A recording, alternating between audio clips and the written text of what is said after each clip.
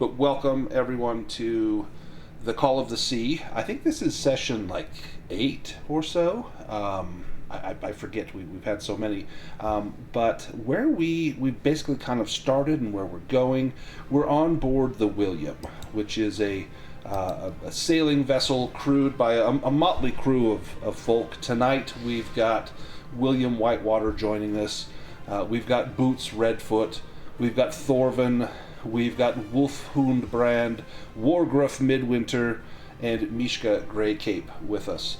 Now, the last time our crew of the William set sail, we headed to Exile Island, hearing that is a place where the foul Captain Silverbeard had spent some time in his youth. He was actually sentenced to go there to die, and no one had ever escaped, but he was the first. And we found out what was there on the island that was passing judgment and executing these people. We bested it, and then we received a gift from the one of the pantheon of deities that was there. And Cutter received a charge to hunt down and bring Silverbeard to justice. Now, a session before, we had heard from Captain Screech that Captain Silverbeard was he had a history with Exile Island, but there was a town offshore of Exile Island called Jarnborg. And he said we should go there because it's believed that Silverbeard ports there from time to time. Jarnborg is a settlement that is renowned for a particular Dwarven smith and for the metal that he crafts. It is highly coveted, and there's a great profit to be made in trade there. And it's believed that Silverbeard went there to provision and equip himself for what we don't know, but we're hot on the tail of him. So we've got a map in this campaign, and here is the map here. This map was actually found in the first adventure, Treasure on the Rocks. It was a rug that was in the captain's quarters, and our own captain, William, believes that this map shows a huge area that has been unexplored. Well, little does he realize it's just worn there from so many boots treading over it, but he believes that that's the fate of the William, is to explore these lands, and so explore he will. Now, here on the map, we see that we are near Exile Island, and just a mile or two offshore. Think of Exile Island like Alcatraz, a mile from San Francisco or so, you've got Jarnborg. And we're going to quickly go to Jarnborg. We don't even need to spend time on the ship to get there, so we're just going to jump right in. Now, we've got, again, our purpose for there is to find out about Captain Silverbeard, but we also know that we could turn a profit if we can get some of these weapons or some of this metal and perhaps sell it and fund the William, because ships are not cheap. It's expensive to operate a ship. They're constantly leaking, constantly in need of repair, and repairs cost money. So as we dock, there is a short road to Jarnborg, and it winds past a pine forest. And as we follow the curve of the road, the village starts to come into view. And the first thing you notice is the permanent cloud of steam and wood smoke that hovers over part of the village, kind of the eastern half. And houses and shops seem to edge away as though trying to keep their distance from the village's industrial heart. But however, before you reach the outskirts of Jarnborg, we find a nasty surprise. We see what looks to be like a rumpled priest's robe lying on the ground between two pine trees. And I need Boots to make an awareness roll.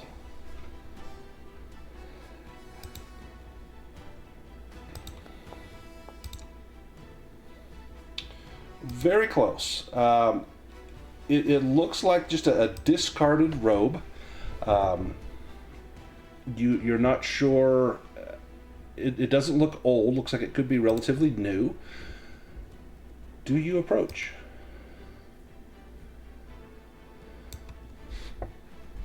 Yeah, a piece of cloth there. As you approach, you see that the robe is soaked with blood. And it's not just crumpled, but it looks like there's maybe some form under there, maybe even a body. And let me get our need some heroic atmosphere, not this epic theme. There we go. So it looks like there's perhaps a body under this robe. You don't see head or feet or hand, but just the shape of it reminds you of a body, roughly human-sized.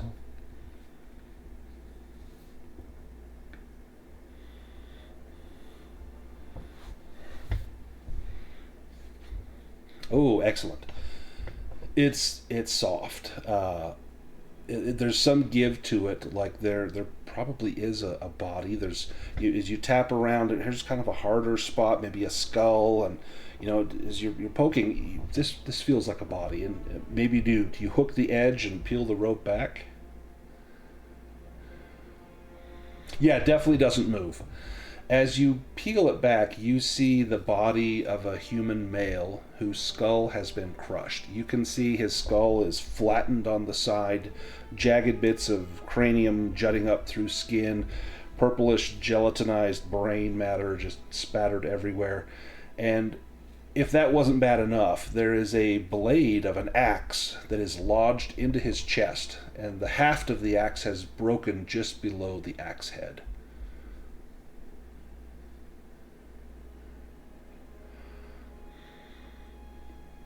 And likely no accident either. Do you alert the others?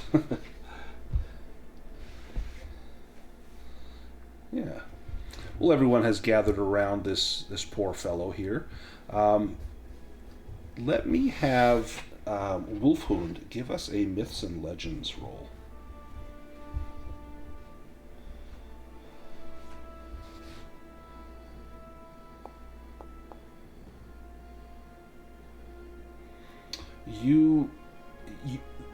It looks like priest robes, but you don't know what order this priest might have served.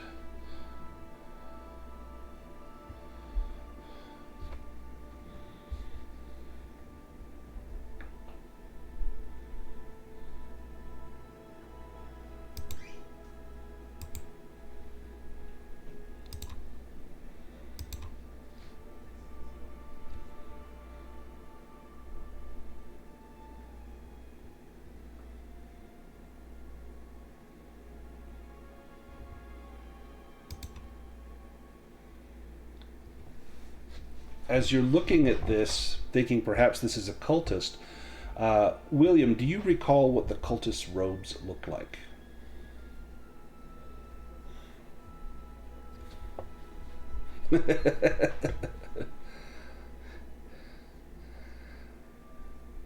Well, give me an intelligence roll.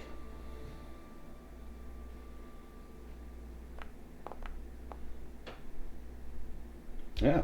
You don't recall the color, the design, but you remember there was some sort of lightning bolt for the Tempest, the storm god, that came down the robes. And these robes, they look nothing like that. There's no stylized lightning bolt.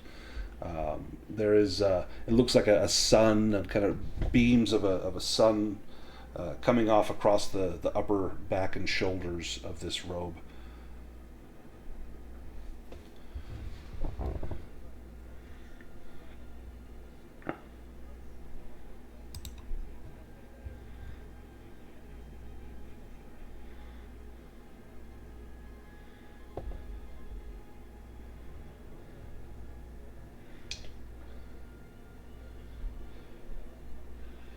Yeah, give me a spot hidden roll, please.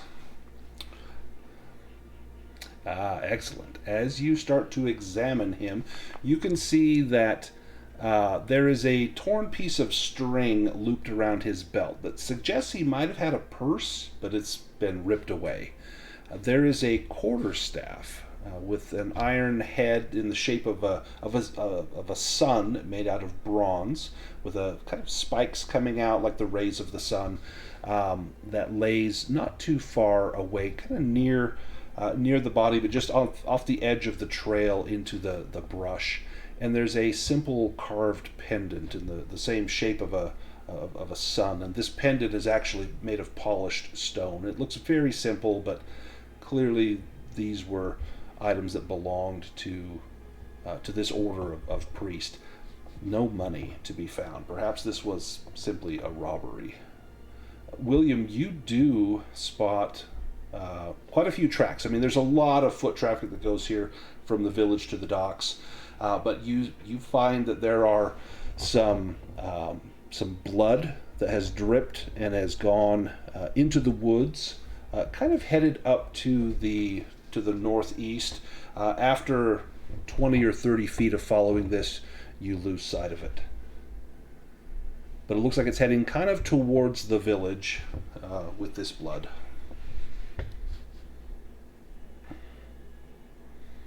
No ale to be found. Now, let's go into, or go to a map of Jarnborg.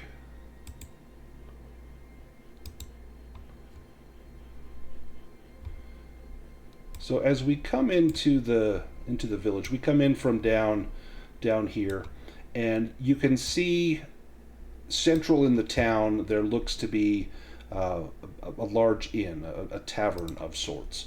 The sign, even from here, you can see the sign above the doorway with the image of a minor demon wagging its finger in argument with someone unseen. This is the Querulous Closet. This is Jarnborg's bustling public house.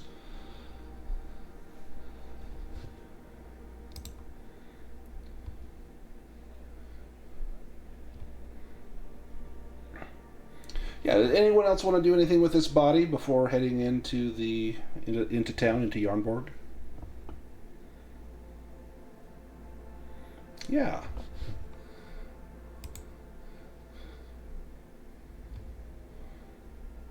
So if you are at 0 willpower, you will roll a dice. In fact, everyone should be recovered of everything. If you're not, go ahead and recover all your stuff. But if you're... Oh, no, yeah, you don't. That's right. In fact, as we get into the pub, we're going to do our vignettes as we sit down and have our first pint. So don't think I've forgotten that. But yeah, so what'll happen is you'll choose a die, either a D4, a D6, or a D8, and you'll roll it, and you'll lose that many hit points, but gain that many willpower points that have to be used right away.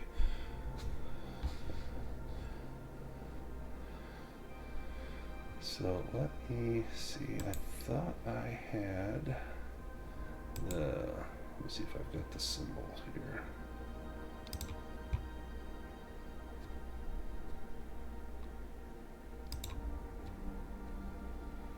Oh, I don't. I don't have an item for that symbol, but you pocket that holy symbol that the priest had on him, the little polished stone.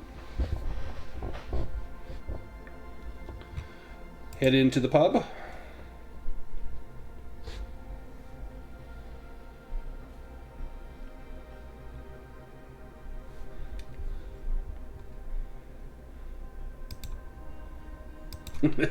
That blood splatter seems to go... oops, let me see if I can draw a line here. Oh, that's not what I want to draw.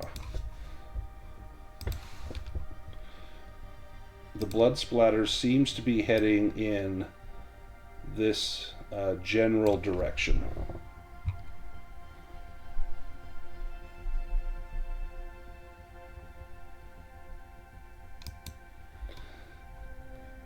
To the pub first. Let's go.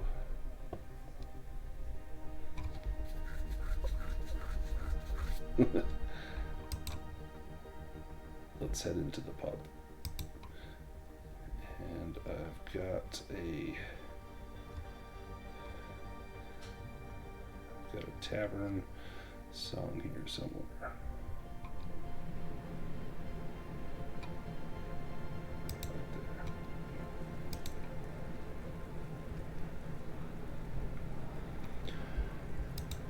As you come into the Querulous Closet, it is loaded with people, and it's getting to be late in the afternoon when you've arrived.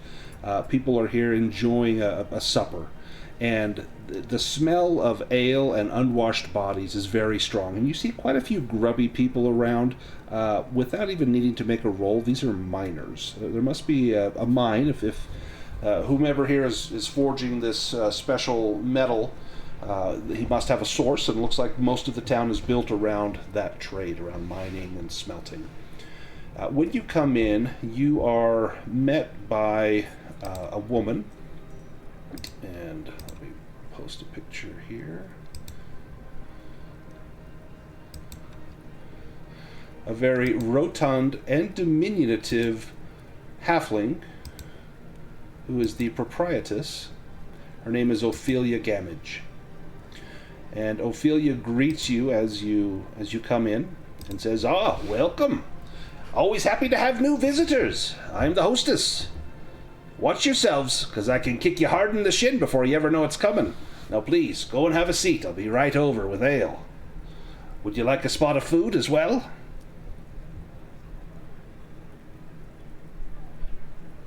Ah, excellent. You go and plonk down in a seat, and let me have Wargruff give me an awareness roll as you sit down.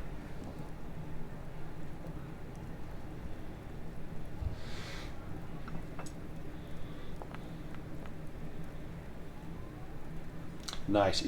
As you sit down, you can overhear just a little bit of talk from some of the locals in here.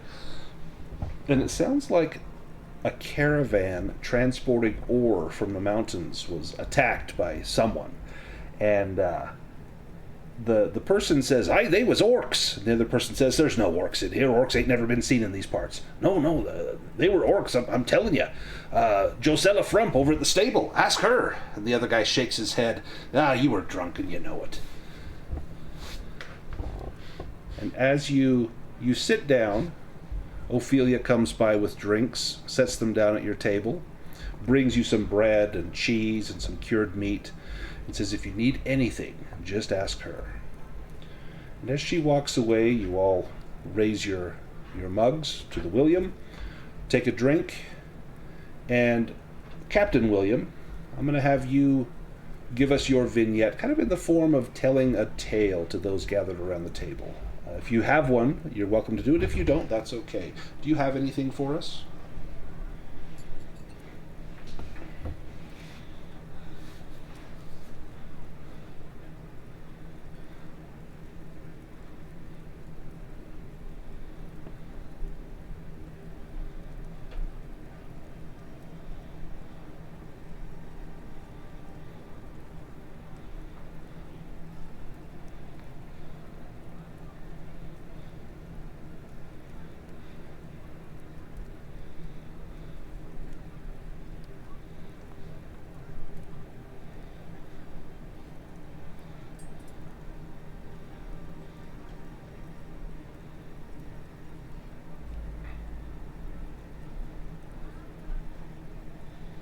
So you have no evidence that Silverbeard did this other than it was a wrecked ship, and so he must have done it. Is that correct? Excellent. And you take another drink, and you turn over and you look at Boots, first mate. And Boots, do you have a tale to share?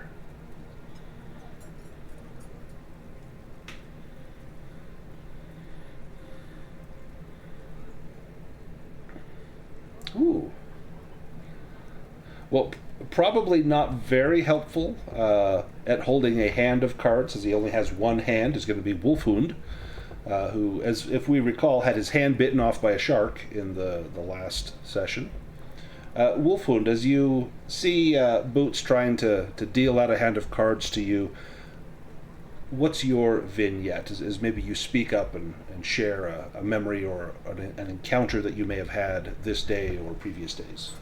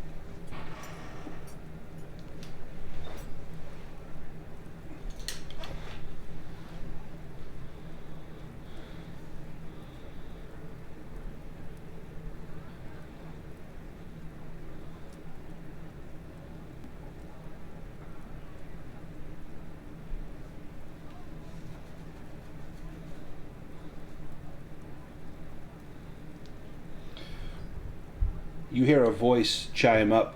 Well, if it's blacksmithing you're looking for, you've come to no better place. Why, our very own Dane Bearclaw. He's the finest smith around. His work is much sought after. You'll want to speak to Dane, for sure. And let me type his name in here for you. Dane Bearclaw.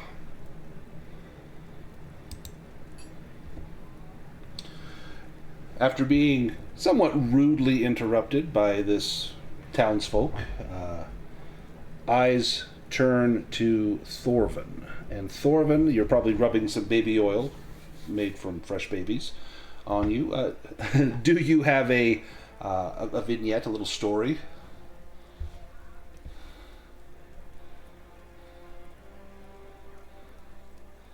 Oh, no, we had a fellow come through here one time. Vibjorn was his name. He had a bear's claw built on a stump on his arm. Perhaps that's something our own fellow here might benefit from. If you can find Vibjorn, I'm sure he can help you with that. And those of you that played in the God Wolf from the Crooked Mountains, we had a PC named Vibjorn that had a bear claw. So that may be a solution for Wolf.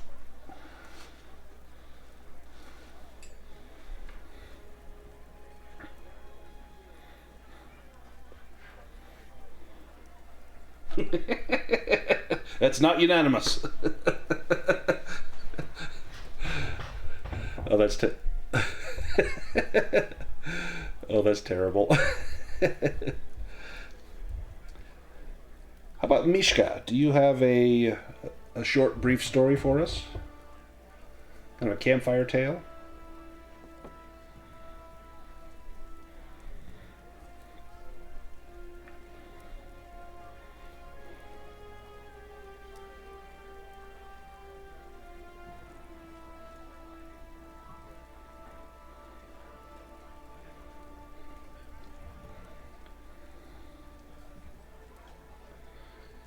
And Boots, do you have a problem with having these mice on the ship?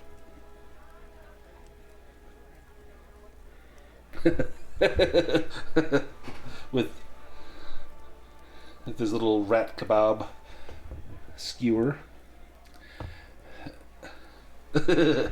And Wargruff, I know you just joined us like a few hours ago, and I don't think we mentioned that we were doing this, but is there any little campfire tale that Wargruff would like to share? And it could be anything, and we often will build that into the campaign.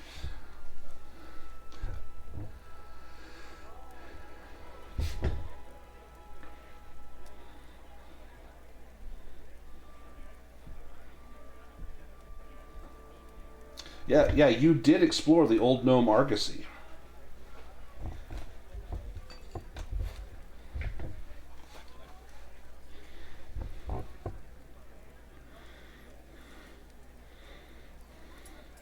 Yes, yep.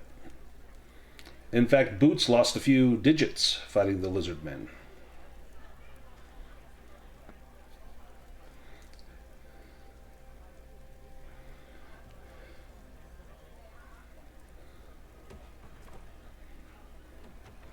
Yeah, I think they were hurled off of the cliff by some of the lizards.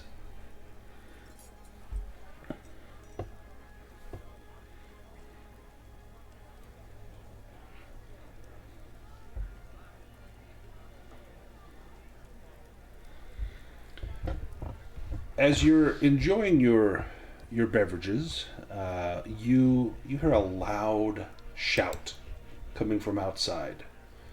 Thieves! There are thieves among us! They've stolen from me, I tell you! And Ophelia just rolls her eyes and says, oh, sounds like Dane has woken up. And there's no shutting out his voice. It is loud. It cuts through any background sounds. Yeah, looks at Boots. What did you steal now? He pounds open the door to the querulous closet, and you see this fellow. Let me post a picture of him. This Dwarven smith. He looks very sour. He is sweaty. He is grimy. He looks very fierce. And Dane Bearclaw stalks into the querulous closet. My book is gone. I went to write in it before I sat down for the night, and it's nowhere to be found. Someone has stolen my precious secrets. Who's responsible? And then he eyes your table. You're new in town, ain't you? How curious that you would arrive just as me own book went missing.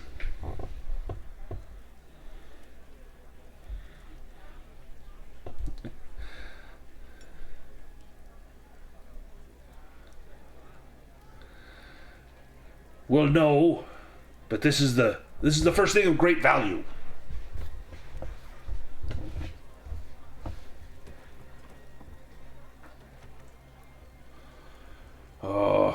Well, I don't know who stole it, but the last time I saw me book, it was just yesterday around sunset. I wrote in it, and I left it where I'd always left it. Well, I can't really say. It's secret stuff, you know, dwarves and all that. Well, it's got me name on the front.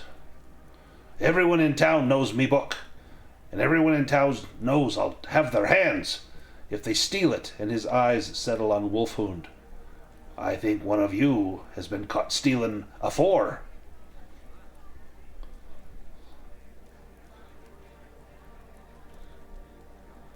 Well, I could have told you that. No, but I will when I find me book. Don't try to steal from a shark. And no...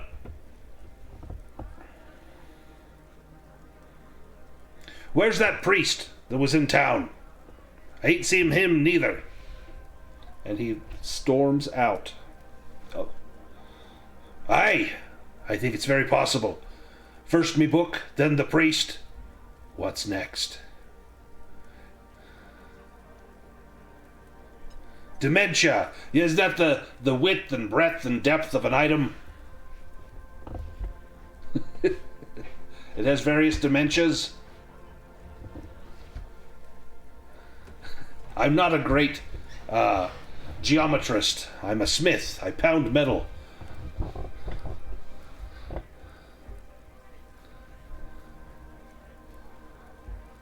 Fake.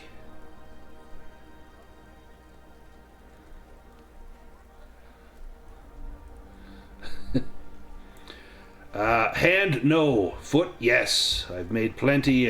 An artificial foot. A peg leg, only from steel, so you can kick harder with it. But a hand, it could be made.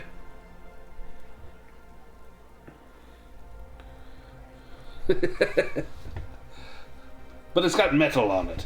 No, I could make a hand. It would have a special grip. It'd have to have fingers outstretched for scratching, finger and thumb curled in for grabbing. It could be done.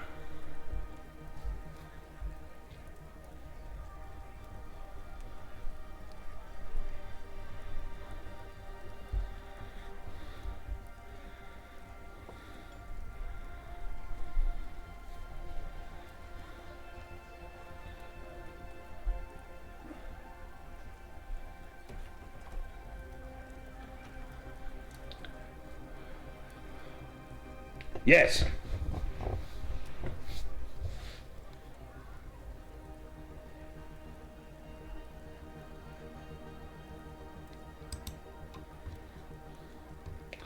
New hand and a round of drinks. He rubs his beard with his hand thoughtfully. Give me a bartering roll.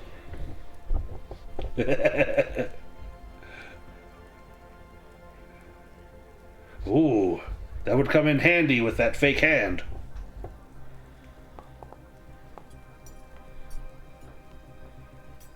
Oof. Do you push that bartering roll?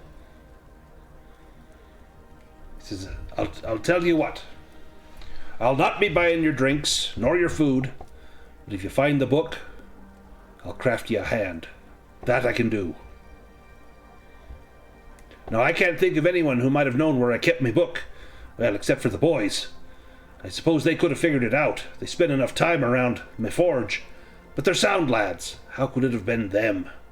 And he paces the floor, and his voice rises as he warms to the subject. If it were the boys, why would they do this to me? Why, the stone burrows can barely feed themselves, since the father can't work in the mine anymore. I took their boy in and gave him a future.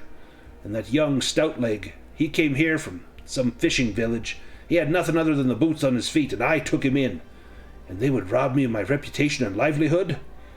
And he slumps into a chair next to your table. Oh, I know it's been hard on them. I know they hold it against me, but they're me apprentices. I have to respect that they respect their master, no matter what. Why, when I was their age, I did the same. I respected he who taught me. That's just how it is. Look, my life's work is in that book, and now it's gone.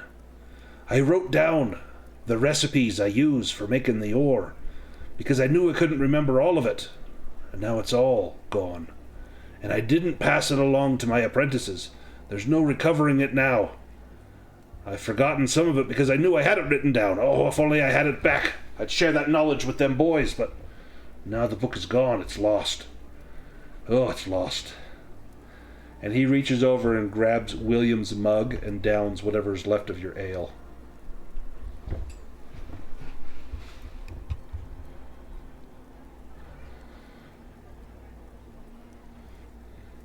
The priest. Oh, this fella comes pouncing into town a few days back.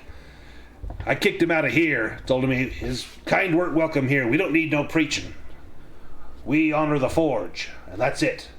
I think he went over to the shrine of the Dwarven ancestors. Got put up there. Brother Graham, I think he took care of him.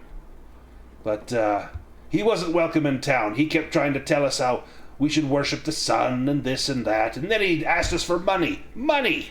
Why, get a job, I says. Cut your hair. So he leaves. Wait, you don't think he could have taken it, do you?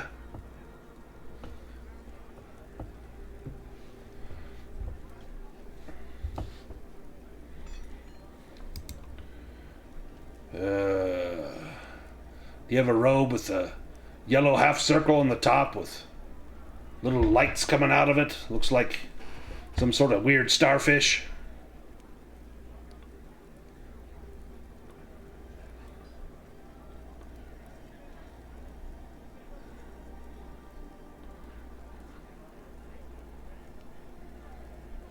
Show me.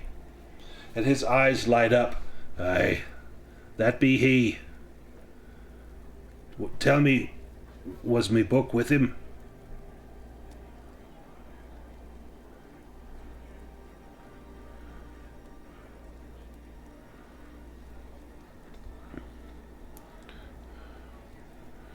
Yeah. Well, I'd like to be asking him some questions. An axe? A big one?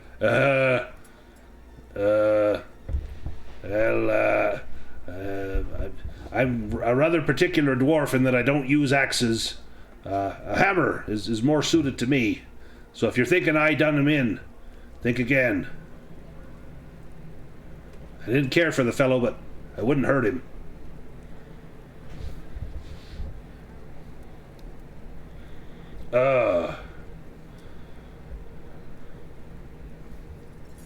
It was probably like that when whoever killed him found him. I'm sure that this axe is probably what done him in, eh?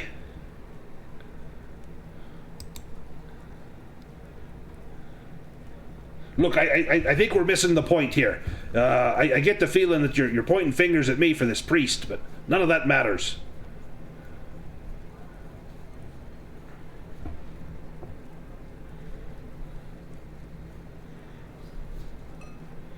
Well, maybe he took the book. He was a little off-put when I told him that here we worship the forge, the heat of the flame, that's our sun. Maybe he took me book, thinking he'd take our religion with us, and then, we'd come begging him for the sun. Oh, Mr. Sun, come warm me up. No, he misjudged me, that's for sure.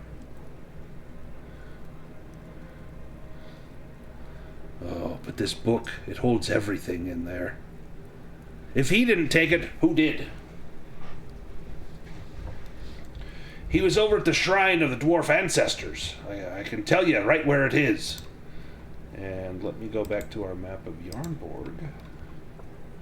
And the shrine is... Oh, come on. Right there. It's just near my forge. And his forge is just above it.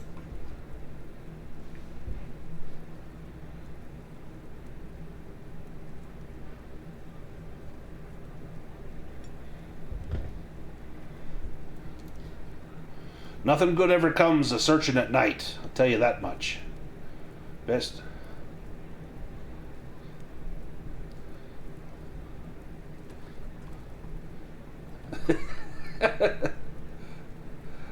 If you're searching for darkness, best to find it at night, I find.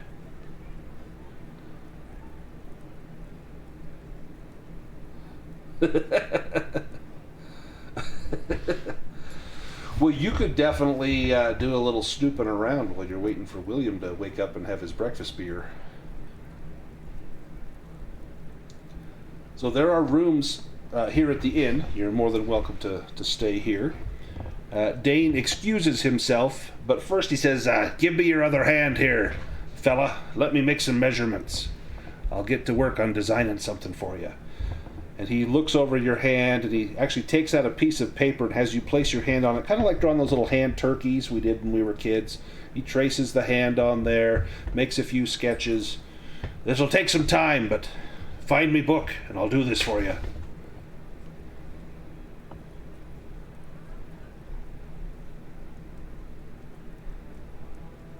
Right.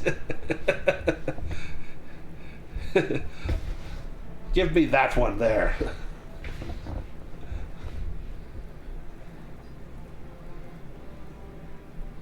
Ooh. I suppose I could. Decorate it up a little bit. I can do that.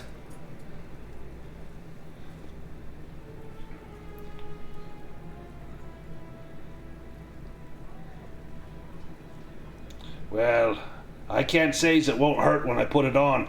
Why, when I put that peg leg on that fellow, oh, he howled. I suppose I should have come up with some sort of cup to put on his leg stump. I just pounded it right into the bone. We'll come up with something a little nice. Yeah, whiskey helps a lot. I should have given him some, too.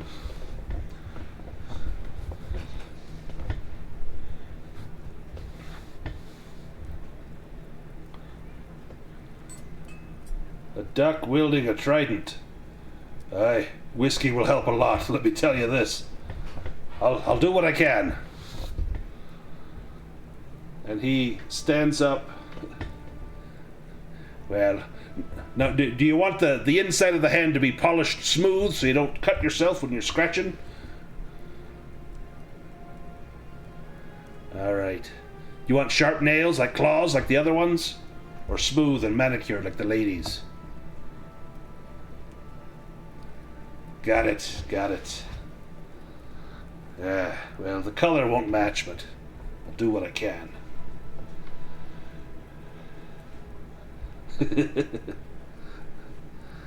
And he looks at Wargruff's hand. Ooh, pass that hand over here. And he examines it. He looks at your hand, sniffs it, writes a few things down on the paper, kind of pokes your nail. Oh, that's good, that's good. Thank you, thank you. Here, have this back. And hands you back your hand. I'm going to get started on this now. You find my book, I'll give you a hand. Deal? A hand for a hand. Eye for an eye, hand for a hand. I don't know that that's how it goes, but don't be asking me to make you an eye. I can't do that. Now, Boots, you're missing a couple of fingers, some toes.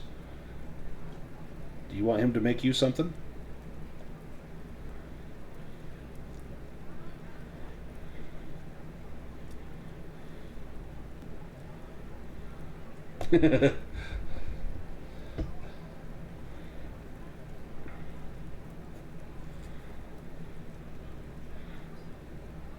Yeah, give me a bartering roll as you bring up the subject of your missing toes.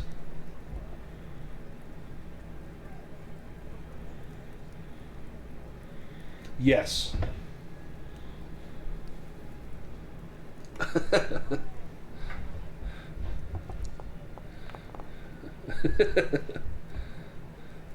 Oh, my, you're a fop, ain't you? Let's see. You want me to build you some toes? I'm not much of a foot guy myself, but hand us over that paw. Let me take a look. And he pulls out a little jeweler's loop and puts it in. He's looking at your foot. Oh, they cut that clean off, didn't they? Yeah. I can make something for you. A little bit of a nub. Probably help your balance a bit. I wouldn't go scratching yourself with this foot, though. That nail's not going to have much give to it, but I'll make you something fine. If you guys find me book here in the next 24 hours, why, I'll do it for free.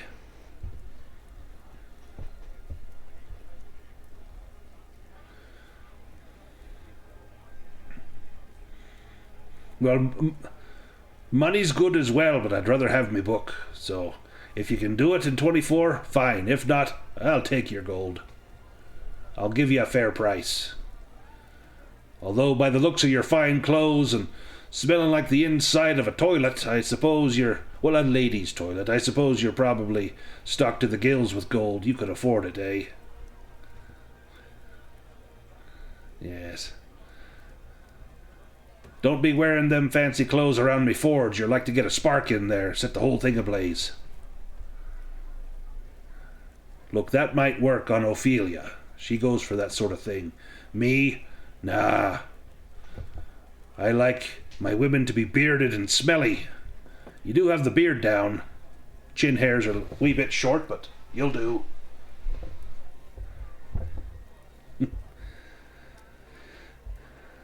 All right, find me book. And he gets up and storms out of the querulous closet.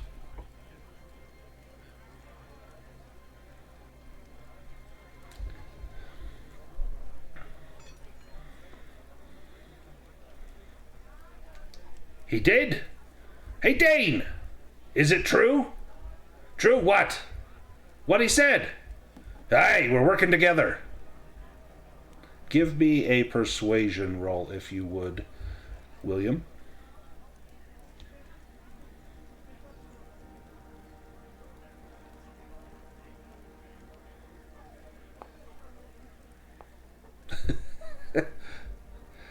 Says we're working together, and she kind of looks curiously. And you're paying for the drinks? And do you push your persuasion roll there, William? Oh.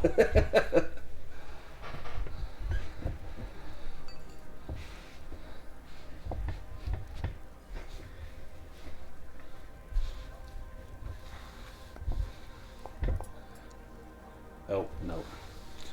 He says, I told them I wouldn't buy their drinks, but if they do a job well done, put it on my tab.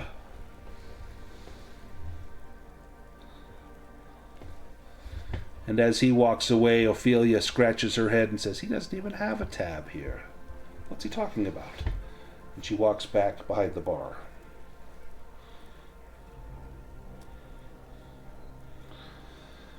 I suppose.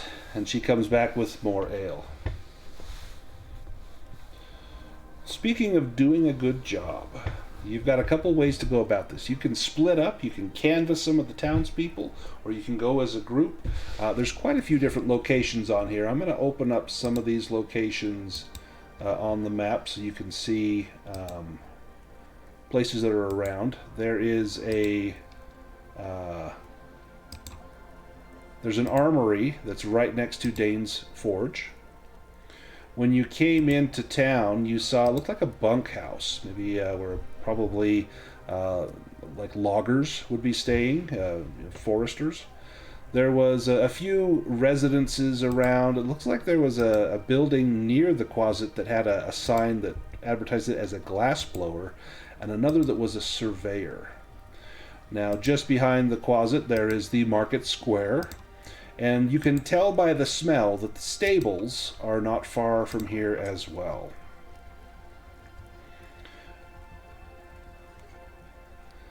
To the northwest, the smell of slag, of molten metal and waste, is quite strong, as well as you can see something that looks like where they refine metal. This is called a bloomery.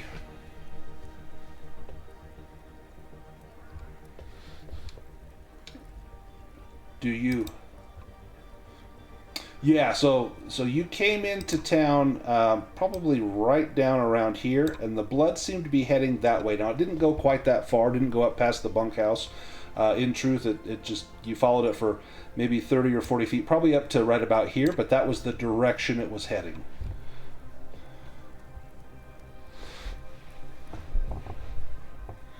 So you've still got a couple hours before everyone beds down for the night. Do you want to do any exploring tonight or wait until morning? You can also talk to some of the folk here. There's quite a few people here in the Querulous Closet.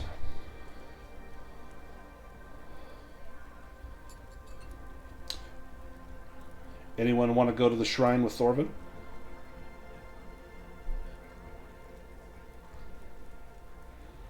Okay. So Wolfhund, Wargruff, and Thorvin. Anyone else, or does anyone want to split up and go elsewhere? Oh, Mishka, sorry. So Mishka, Wargruff, and Thorvin. Perfect. What about William, Boots, and who am I forgetting? I think just William and Boots.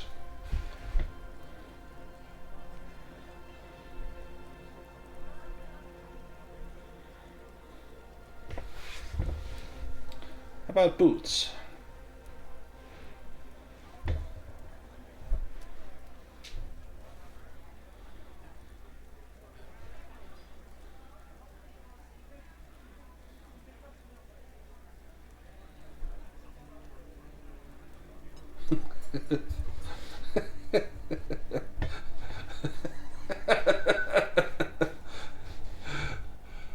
Let's go to the shrine.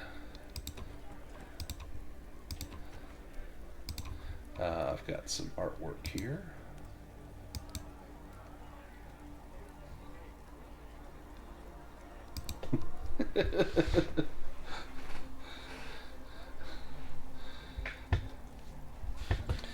The shrine to the patron deity of the dwarves serves as Jarnborg's spiritual center. It is run by Brother Graham, and let me post a picture of him.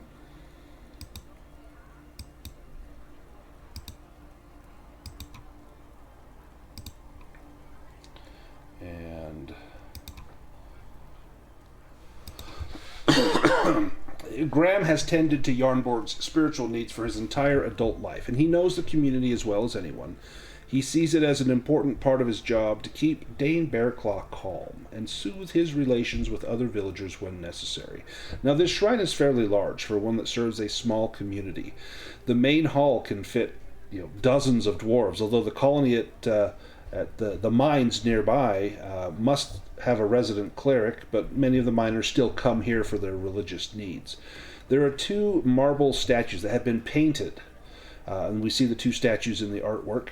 Each is about 5 feet tall, standing side by side, and these serve as the shrine's focus of devotion.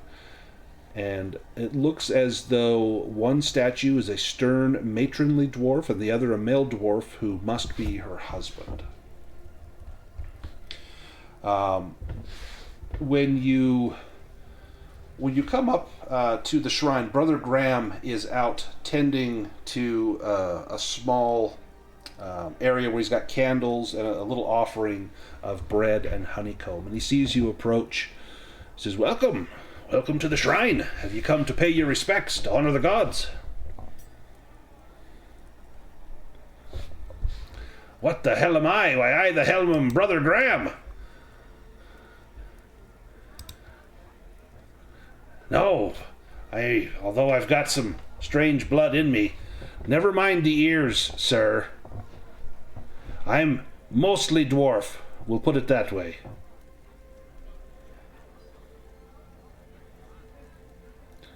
Me mother she were different. She was tall for a dwarf, with pointed ears and fair hair, and oh, she lived a long time.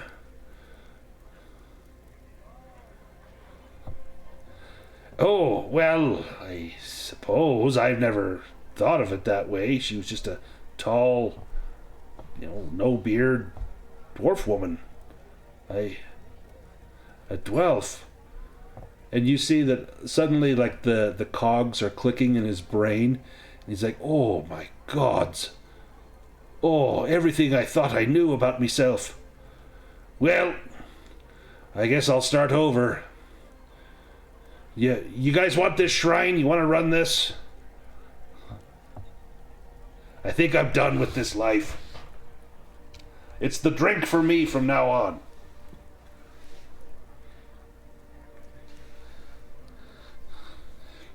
I drink this fine dwarven red ale that tastes a lot like wine. It's not elven wine, I'll tell you that much. I'd never touch the stuff.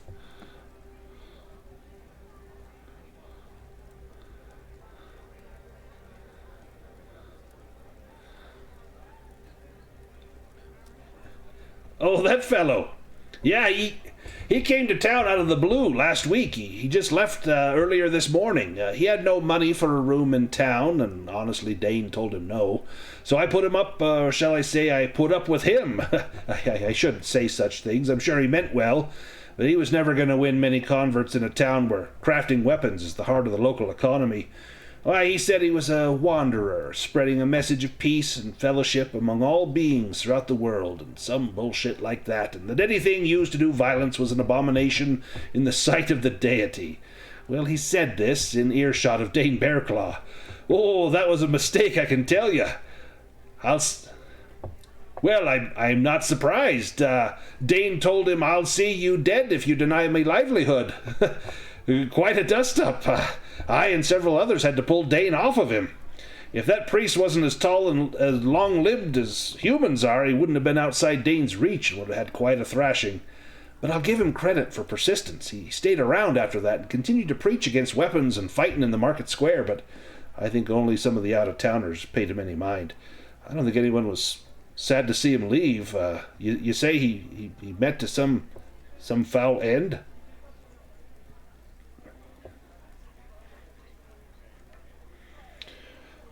I saw him just this morning. Oh my, that's a sad thing. I'll say a prayer to our ancestors for him. I hope they'll forgive a human who spoke ill of the dwarves and their axes. Goodness, ignorant, yes. You don't come here and contradict everything that we've been taught and raised to believe. Why, that's spitting on the hand that feeds you. I don't want to say he got what he deserved, but you poke a bear too many times, you can't be surprised if he swats you. Who do you think done him in?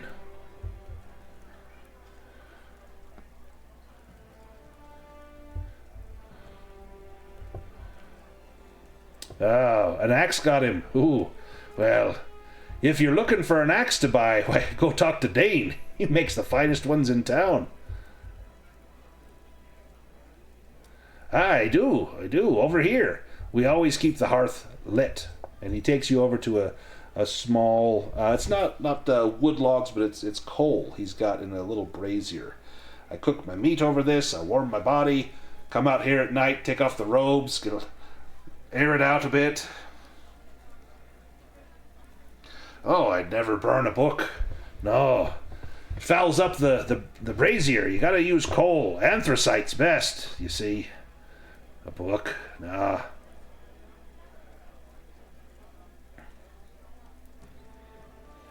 Ooh.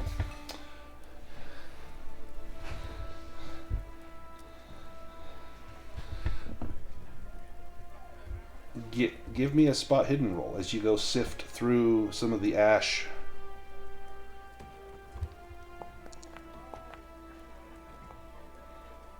Nice. You go through and other than a few clinkers from the coal and hot coals.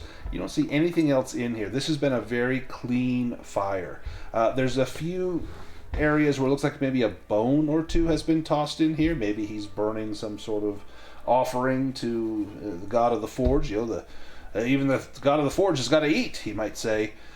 But no sign of a book or binding or anything like that.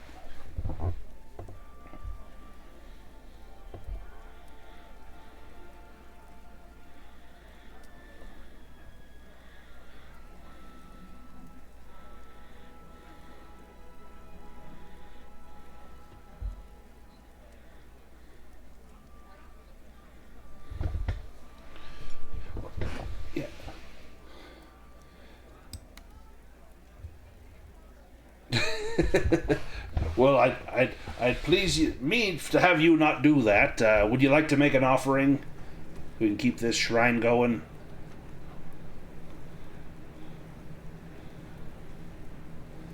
Ooh, yes. What would you offer, good sir?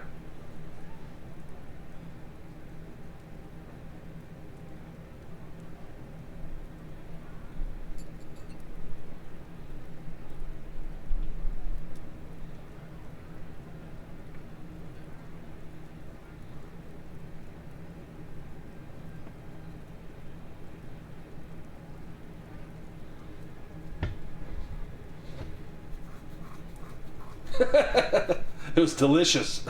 See William picking his teeth.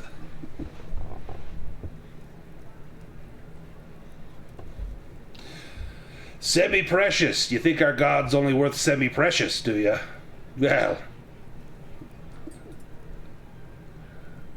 Well, it was a semi-fine offering then to the gods. And may the heat of the forge, may the pounding and purification of the hammer, may it bring you illumination. And he holds out his hand to take the semi-precious stones.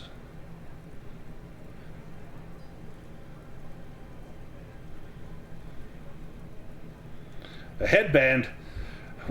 I don't like being called a dwelf. I like Eorf a lot better.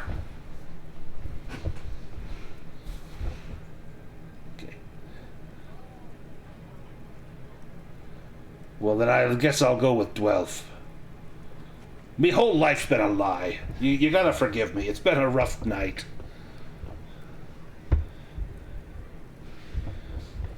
Now go in peace. May the heat of the forge warm your bodies. May the light of the forge light your path. May the smell of the forge always remind you that the earth is beneath your feet. And he goes back to tending the small offering plate. He places those semi-precious stones and the gold on the plate with the candles.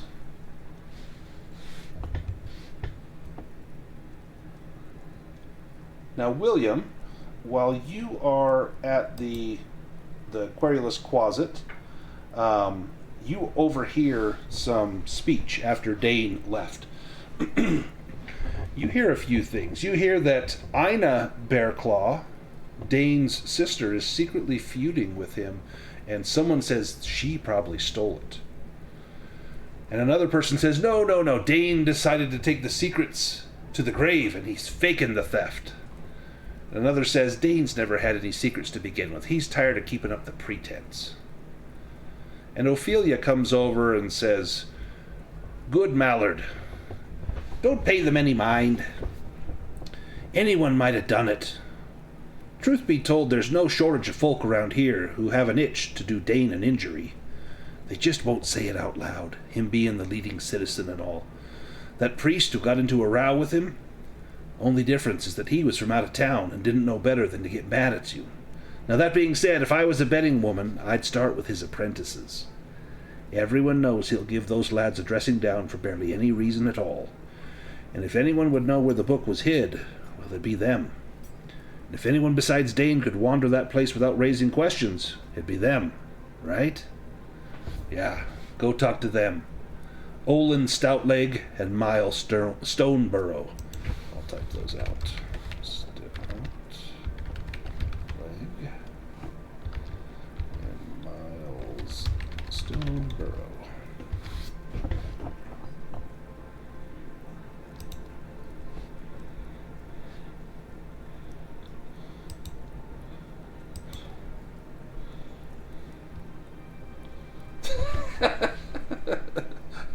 You open up a little pouch that has a big stylized bee on it for boots.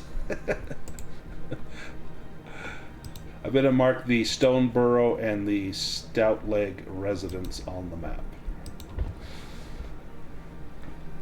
Everyone raises their glasses and gives a cheer to William as you empty out the contents of Boots' pouch. You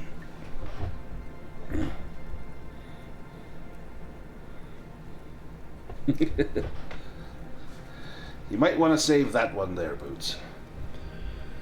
So as the rest of the group is coming away from the shrine, do you stop anywheres or go anywheres after this? And what does William do after you buy a round?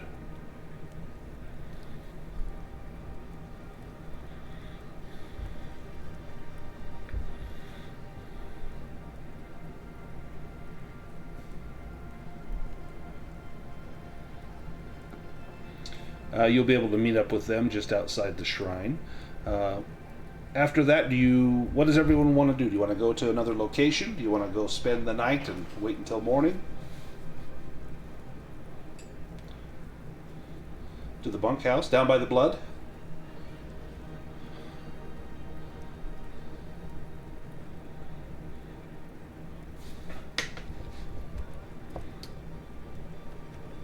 Yeah.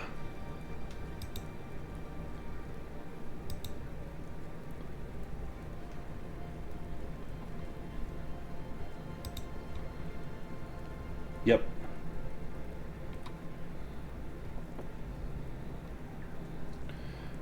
If you head down to the entrance where you came in, you see there's a longhouse, and this longhouse houses a crew of woodcutters that keep the furnaces of Jarnborg burning, except for those that use coal, and it keeps Dane's Forge supplied with charcoal for that purpose. There are several dwarves and a foreman whose name is Sven, and I got a picture of Sven here. Stout fellow.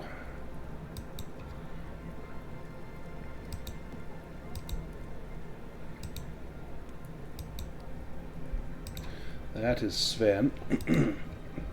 They're here. They're none too bright, but supplying firewood for the village is steady work.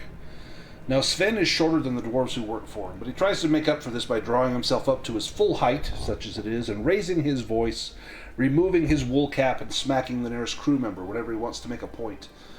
So, as a result, these woodcutters have a bit of a comical reputation in the village. They're not the sharpest blades in the arsenal. And no one paid much attention the other day when these woodcutters said they'd seen orcs in the forest. In fact, many of the townsfolk thought it was just a downright lie.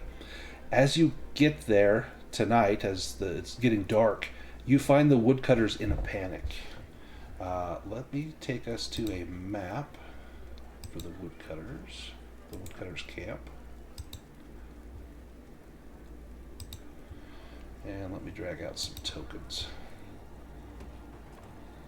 Yeah, it's kind of cool. It's very quaint. I have no idea what in the hell this thing is on the map. It looks like some sort of mutated dog or something. Yeah, like what is that? But you know, beggars and choosers and all that. Let me grab some tokens here.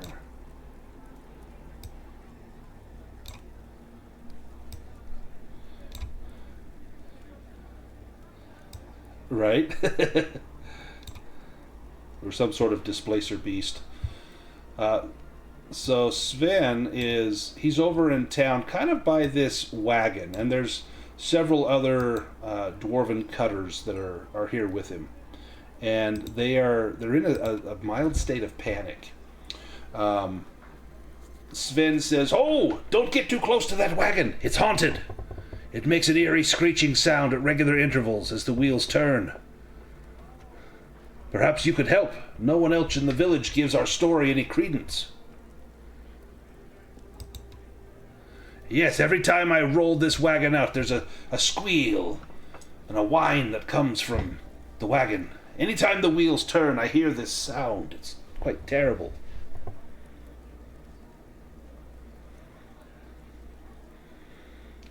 Rotate. No, when they rotate is when the sound happens. It's awful. I'm convinced there's the spirit of a fell beast that lives in that wagon.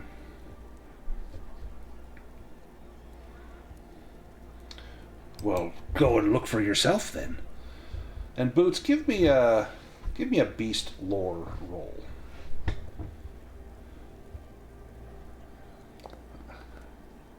Oh, so this idea of some beast that lives in a wagon, I mean, you've never heard of such things, but it could be feasible. It's possible. As you get close...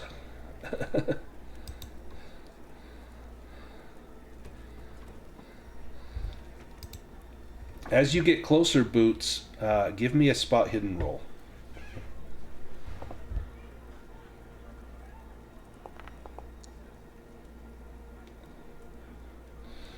No, you're almost hesitant to get too close, because what if there is some creature there? Now, Mishka is not so apprehensive. Do you check out the wagon, Mishka?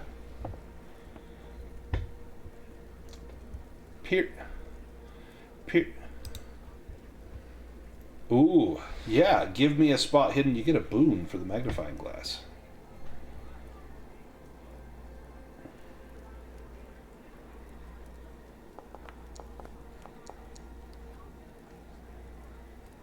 Nice. You see a couple things. First, you look at the wheels, and you can tell right away these could use a good greasing. That's probably where that squeaking's coming from. But in the bed, you see the lifeless body of a squirrel in the corner of the back of the wagon.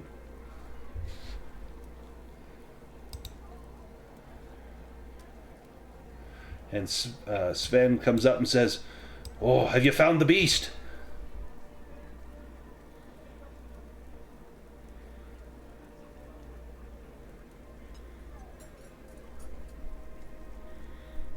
Ah! Ah! And he takes a few steps back. Don't touch it! Don't touch it!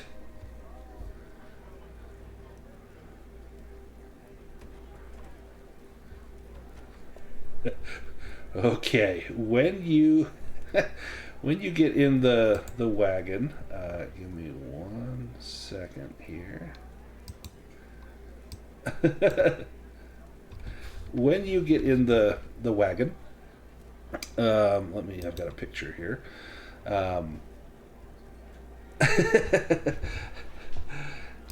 A ghost in the form of a squirrel, raised up on its hind legs, but as tall as a human, takes shape above the body. And I'll post a picture here. This is as best as Midjourney could do a squirrel ghost. And there is the squirrel ghost, and I'm going to pull us into initiative.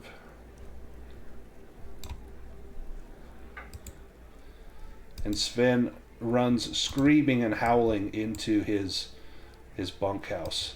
Let me have you guys go to the combat tab and draw a card for me, if you would. I'll shuffle the deck here.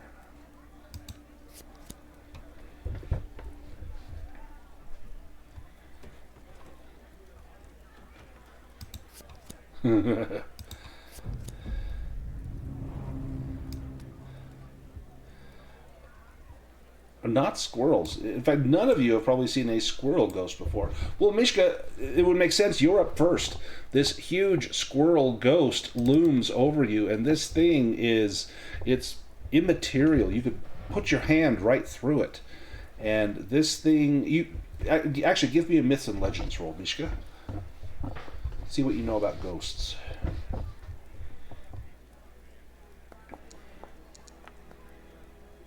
You know nothing about ghosts, unless you want to push it.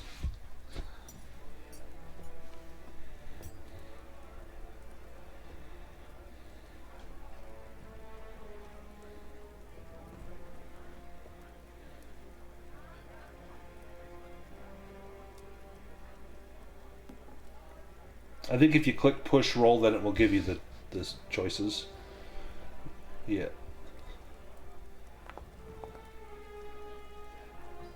Oh, failed. No, you don't know much about ghosts, but you can imagine that they could be good things. What do you do, Mishka?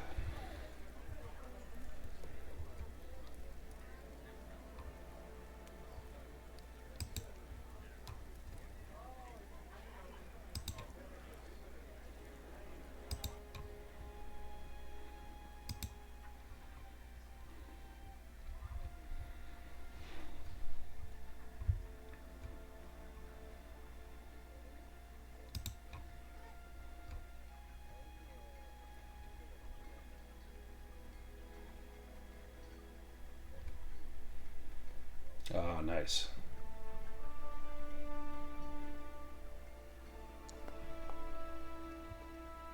Excellent. So that will give you stone skin at levels, 6? So on your character sheet, you've got, let me adjust your stone skin here. Right now it's set at a 4, there's a 6. Perfect. You've got your stone skin activated.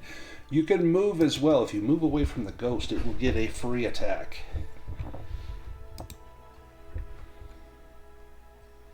Or you can stay there.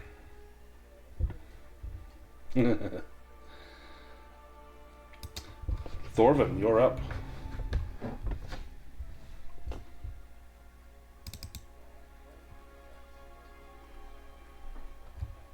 Nice.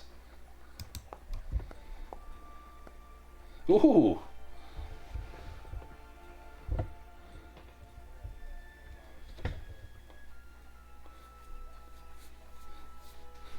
Nice. It tickles when you rub the oil on yourself too. How hard can this thing be? The squirrel. The squirrel. First, in a ethereal voice, it cries out, "You killed me! You killed me!" it wails. "I was taking a nap, and then you dropped pieces of tree on me and killed me."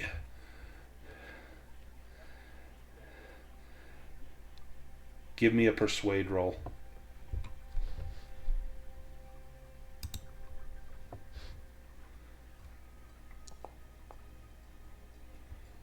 No. Lie, it cries, and it strikes you. The icy chill of death streams into your body. You'll suffer 2d8 damage, and you cannot heal hit points or willpower until you are able to warm up, and armor has no effect. Now, you have used your action, so you cannot evade unless you have, like, fast footwork, which you do not. No, so yeah, you're gonna take some damage. Armor has no effect. You will take 12 damage. That drops you to 0. Okay. Give me a Constitution roll.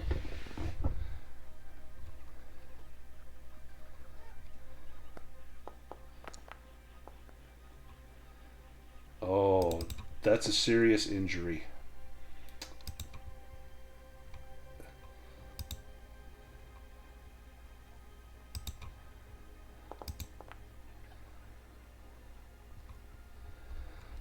There we go. Okay.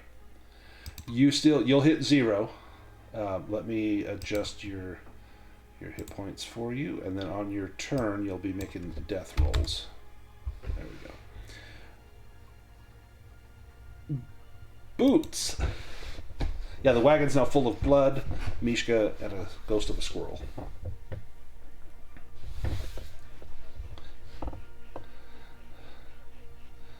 You could give me a myths and legends or a beast lore roll.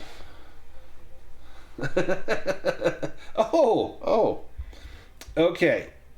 You've heard stories when you were just a little kitten that ghosts are the restless spirits of those unable to find peace in death.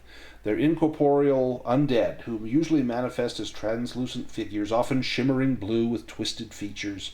They're always bound to certain places, normally linked to their physical remains or the event that caused their death. They typically have a problem that needs to be solved for them to find eternal peace and to leave the living alone. It may be a matter of revenge or a debt that must be paid. Other times, the ghost's remains must be collected and given a proper burial.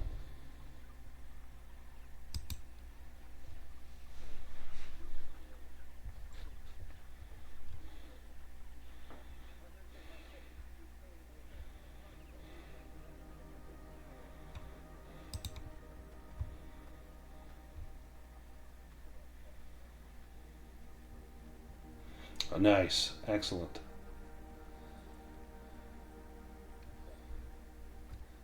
So boons on any rolls until Boot's next turn. Wargruff, your turn.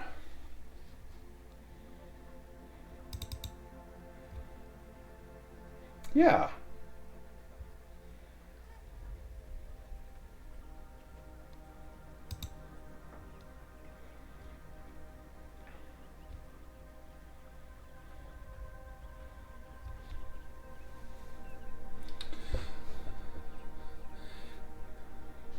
Give me a spot hidden roll as you look for food that you know the squirrel would like. It would like that much more than, say, beef jerky or cheese from your pouch. Now you do get a boon on this roll because of Boot's musical ability.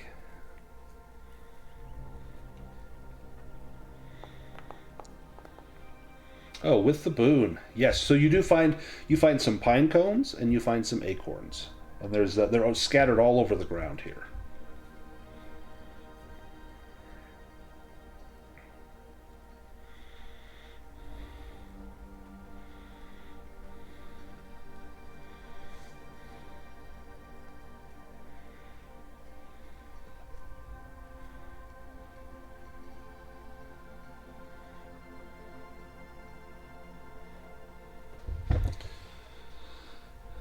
Give me a persuade roll. You're going to get a boon from Boots, and you're going to get another boon from having the acorns in your hand.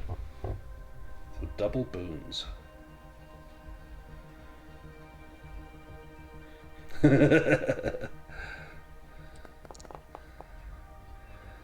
Well, the dragon will work. Yeah, the dragon will work. With the dragon, the ghost looks at you, and that chilling touch it just gave Mishka, it turns and looks at you, and all of its focus is on you, and you see its mouth and whiskers kind of twitching like it's deep in thought. And you step forward holding this out. What do you offer? What do you say to this ghost?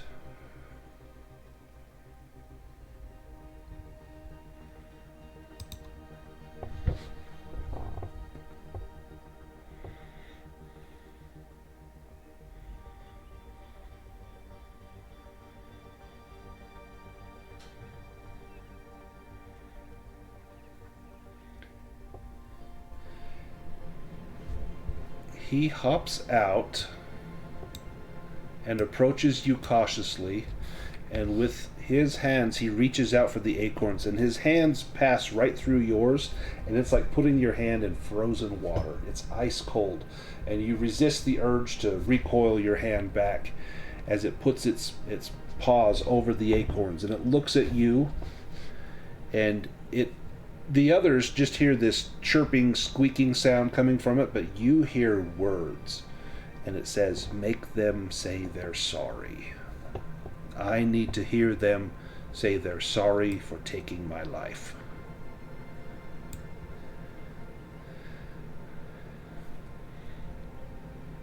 Now, no one else heard that but Wargruff. So now it's the ghost's turn. It will walk away from you. When it does, if you want to attack it, you can make you have a chance to attack it. It'll get an evade roll. Do you make any move to be violent towards it?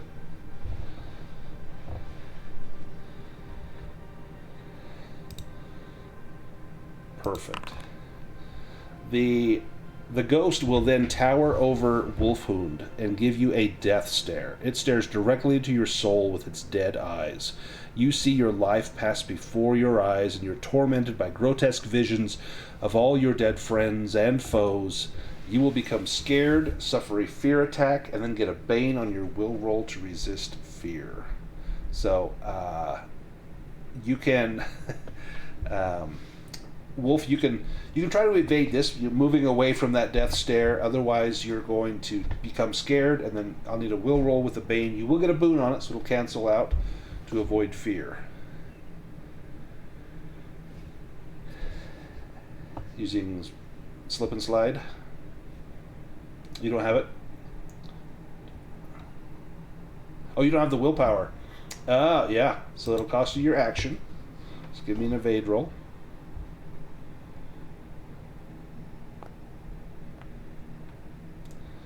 Nice. So you can move one square if you like.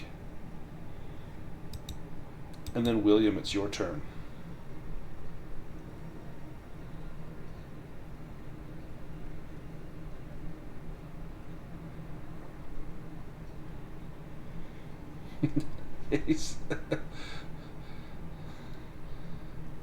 We go to the next round.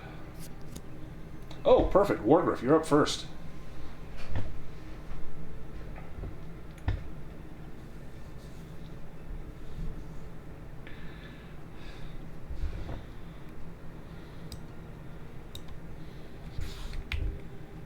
For what?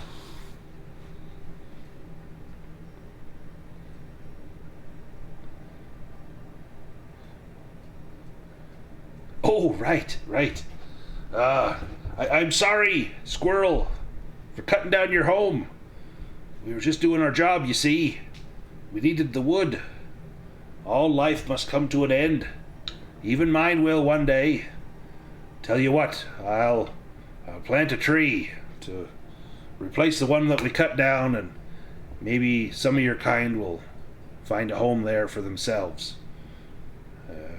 Is that good enough? I feel awful silly talking to this ghost. And the ghost curls up into a little ball, begins to shrink as you look at it. Its tail swishes over its face as it curls up on its side, and the ghost disappears. Now, I'm not going to take us out of initiative because we've got someone that's down and dying.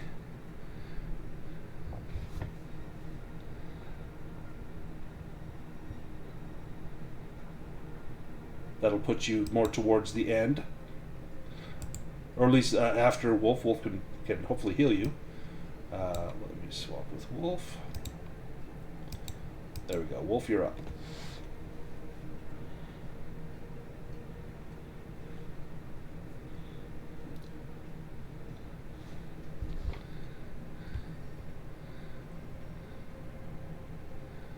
Yes. Healing roll, and it's with a bane, unless you have bandages, and you'll also get a... Yeah, then you'll get a boon from boots.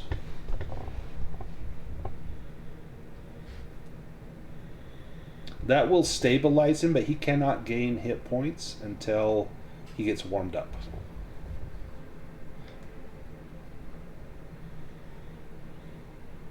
Perfect.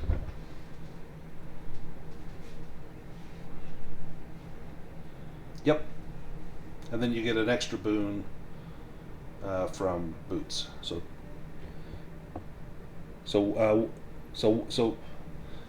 nice. It's another boon.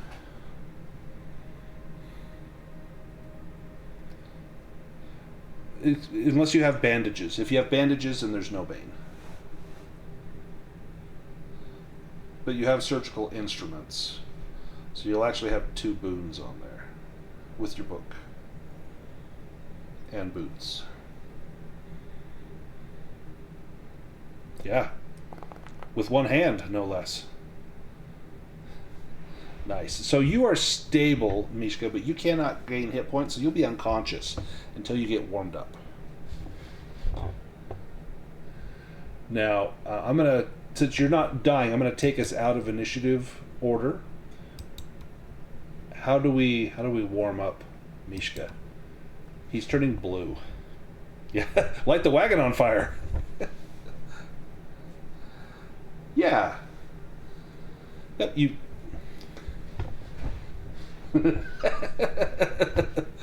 Yeah, we got characters with fur on them. Let them spoon him.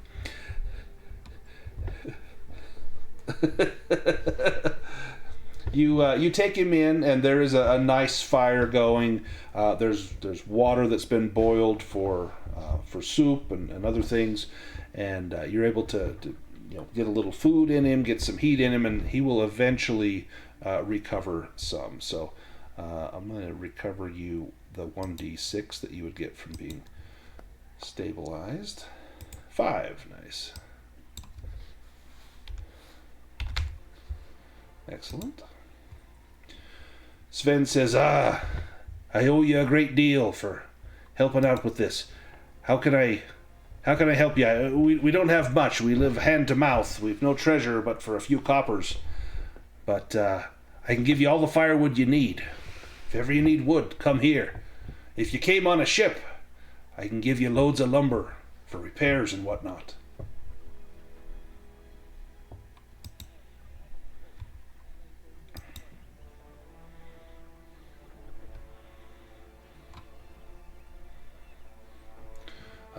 We've some fine oak. It's curing in the shed. I'll see to it that tomorrow we send a load over to your ship.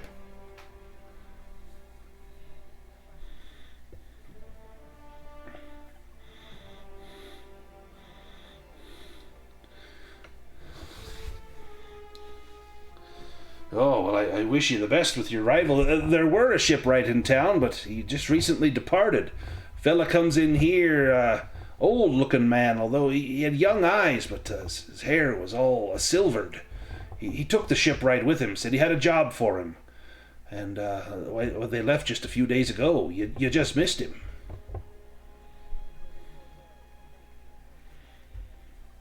Of course. Some sort of damage to his vessel. I seen it in the harbor. It looked like something had grabbed onto it and wrenched it and twisted it like you might take one of these here pine cones and twist it in your hands and chunks fall off. Oh, must have been caught in a storm, I suppose.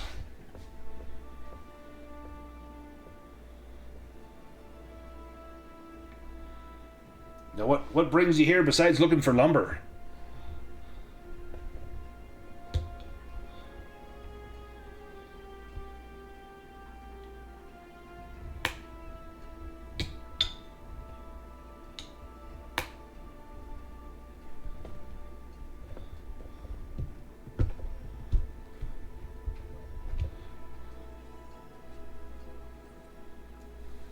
Oh, we've axes here.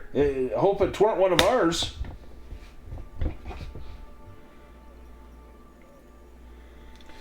Well, me lad said that they seen orcs out and about. There's a cave not far from here. And let me take us back to our map. And let me mark the cave.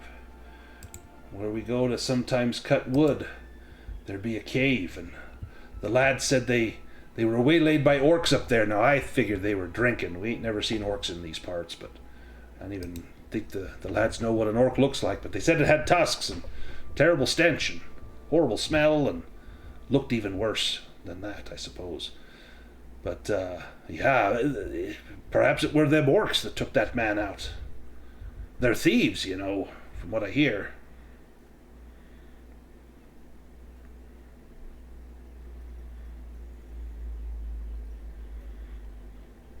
I seen nothing, and the men what done seen it, well, they're out cutting right now.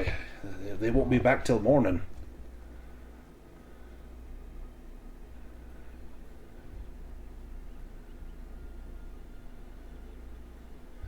What do you... Sorry, repeat that again. What did you say there? Well, no, but we've cut all the trees around these parts, so we gotta venture out, up into the mountains. These here, the Cloud Sisters, we call these mountains.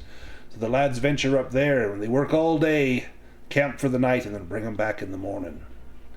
It's a bit of a journey. We probably should have kept care of these lands a little better, planted more trees than we cut, I suppose, but, live and learn.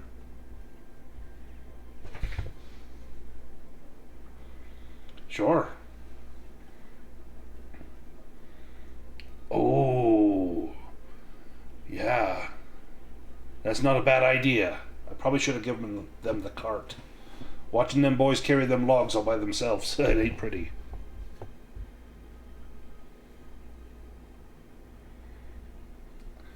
I did tell him to go get some horses over there at the stables. So hopefully they'll drag them logs out.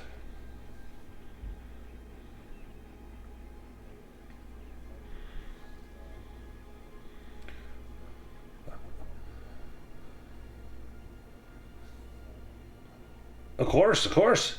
Take the cart. I'll not be touching that for some time. Maybe get that dead squirrel out of there too. There'd be a lot of blood in there.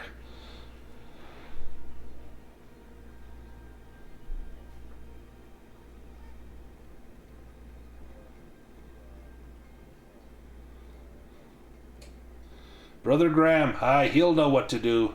Finest dwarf there is in town, well, except for Dane Bearclaw and myself and, well, most of the rest of town.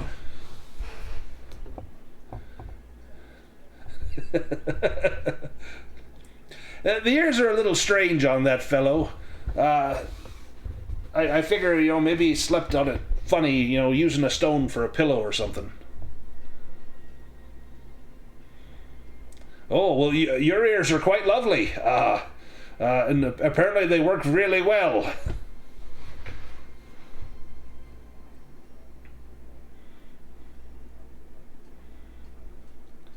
No, it wouldn't look very nice. To each their own. Each should have their own parts, I says.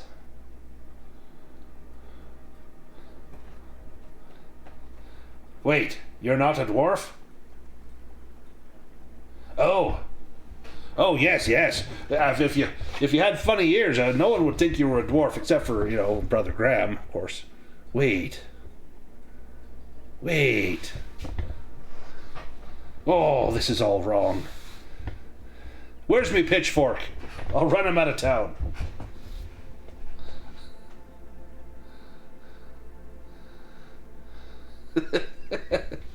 Yes.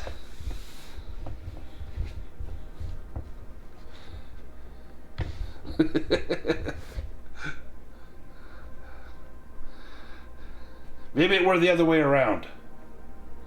Maybe there'd have to be a great deal of liquor involved, I'm sure.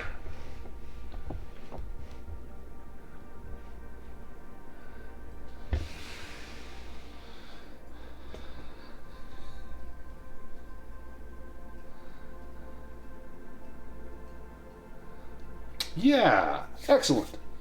Give me a spot hidden roll for that. Yeah. Ooh, excellent roll. Totally different axe. These axes are designed for cutting trees. The one you saw buried into that fellow, that was a war axe. And it was rather crude, now that you think of it. That's probably not something that Dane would make. If he's this renowned craftsman and smith, his stuff's probably better looking than that. Especially if the handle broke, that thing's probably not well balanced. Doesn't look like one of these axes.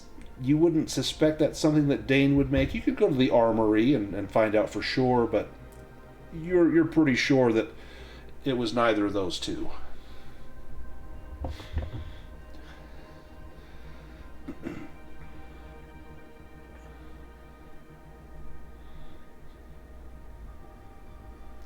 Excellent.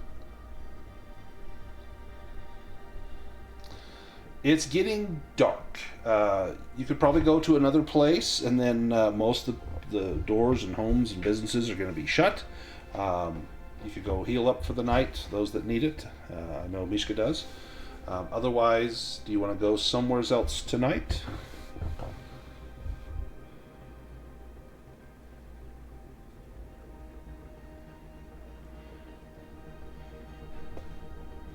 To the querulous closet?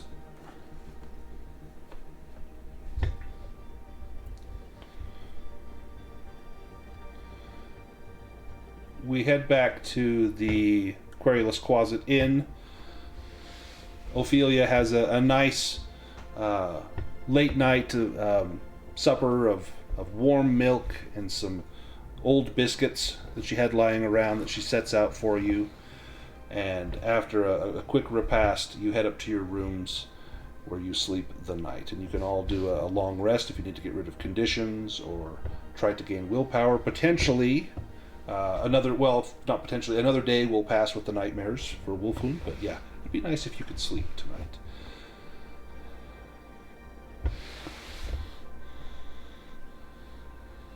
Nice.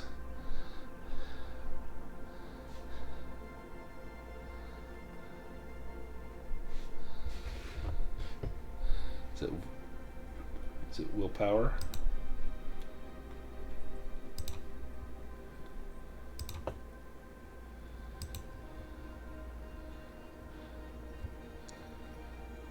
Oh, nice. You can sleep. And I'm going to make a day pass for you so it lowers your injury here. There we go. Yes, but you'll get, so you can do the shift rest and recover all of your willpower and conditions. Excellent. Oh, let me fix that. That just did an extra nut. Sorry. Let me adjust that. I don't want to shortchange you out of your nightmares. There we go. And I mean, after getting your hand bitten off by a shark, I would probably have nightmares as well.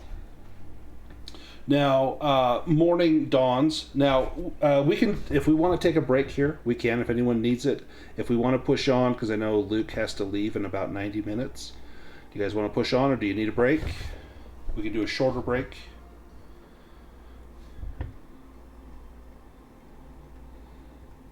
Five-minute break? Okay, let's do 5 minutes. I'll see you all back in 5, and we'll finish the mission.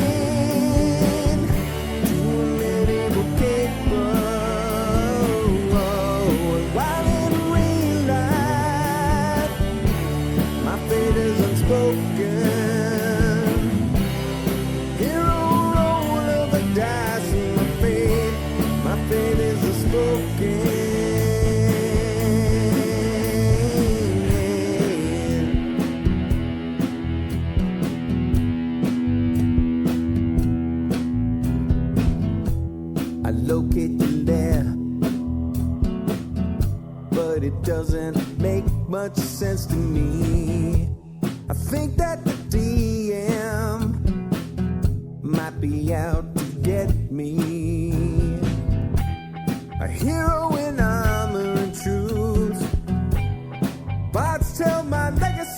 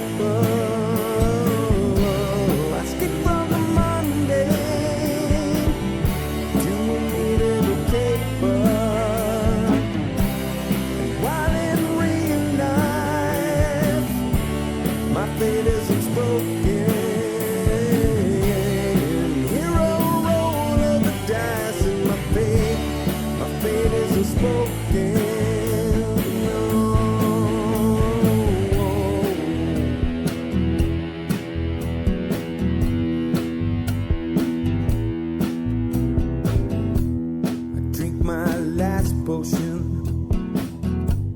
I charged through the open gate. The flame of the dragon tried to seal my awful fate with a handful of dice. 5 times I rolled 20. The dragon goes down. The DM helped plenty. I leave with the princess. A satchel chock full of gold.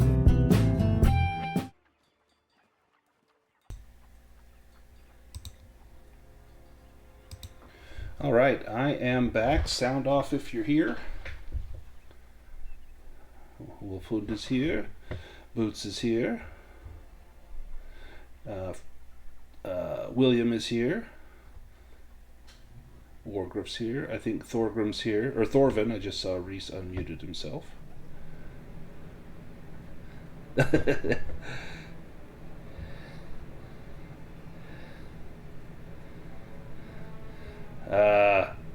Bow-legged girl.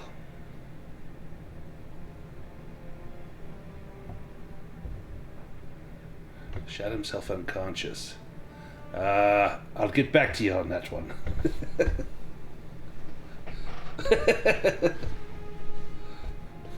Is Mishka back with us yet? I think we're just waiting on Ubik. Once Ubik is here, we will be ready. Oh, there you go. He sat himself on his haunches and shot himself unconscious. It's like a Hallmark card or something. Shakespeare's got nothing on you guys. We'll give Mishka another few moments to pop in, and then we'll carry on. So this adventure, while we're waiting, I'll kind of give you a little background. The same guy that wrote Treasure on the Rocks and Secret of Oyster Cove, it's the same author, Douglas Sun. I met him at a convention a year and a half ago, and he had these little blue books, and I bought one or two, read them, and thought, oh, these are great. And so this is one of his books called the Dwarven Smith's Tome. And when I originally was planning on this, I've been ready to do this one for a couple of sessions, and then it just works out perfect that here we've got this fancy Dwarven Smith, and we need someone to make a hand for Wolfhund. I'm like, oh, this is perfect. So I think this came at the right time. I will be able to get that hand for Wolfhund and some toes for Boots as well. So there's definitely hope here. Mishka, are you back with us yet?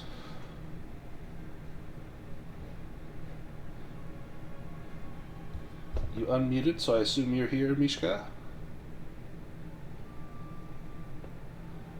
I don't hear you if you're here.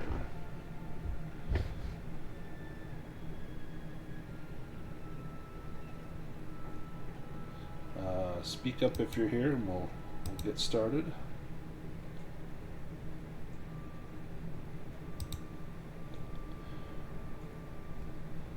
Ubik, I cannot hear you if you are talking.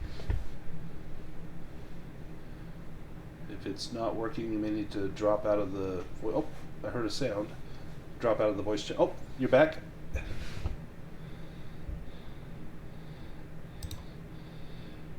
That's like, same with my grandpa. You know, I had to unplug him, and then I had second thoughts, so I plugged him back in.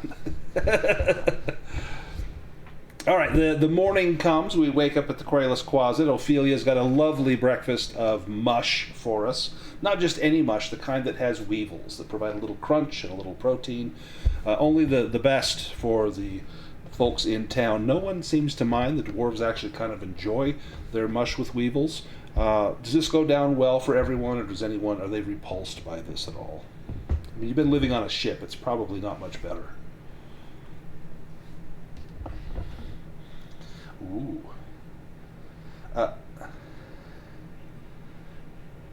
In the kitchen. We've got them in the bedrooms. Everywhere there's mice. Help yourselves. Give me a hunting and fishing roll.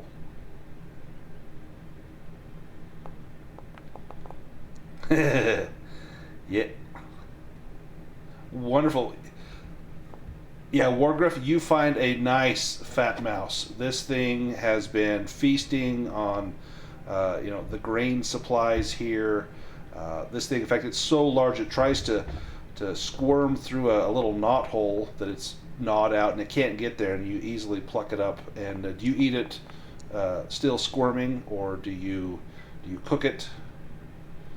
Seeing that Mishka can't catch one, do you share it with Mishka?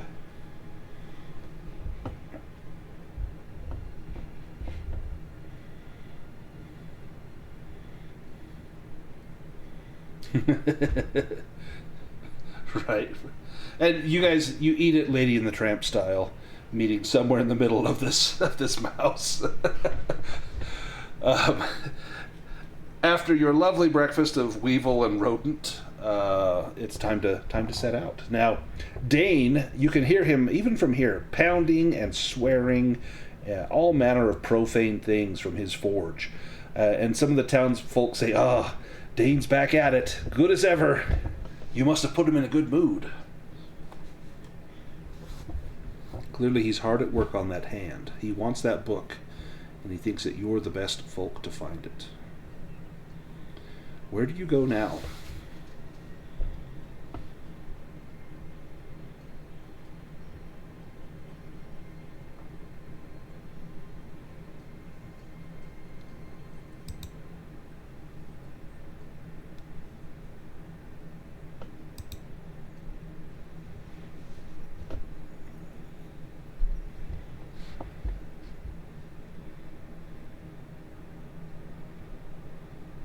And it's on the way.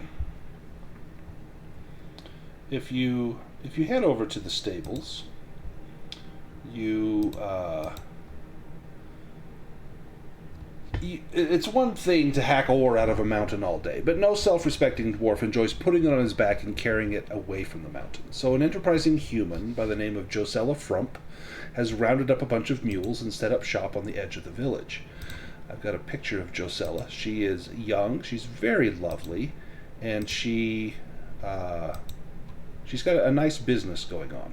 She's very short. She's just over 5 feet tall. She can't be more than 25 years old, and she is not married. And it's kind of rare to find a woman who is running a business like this, especially in a small village.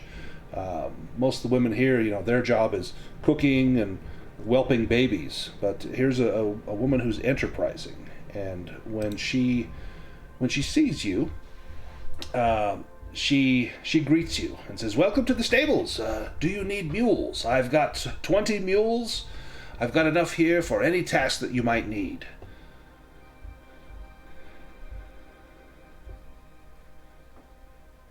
What do you say? Mules for the lot of you? It beats walking. Well, cost. I like to think, you scratch my back, I scratch yours. Well,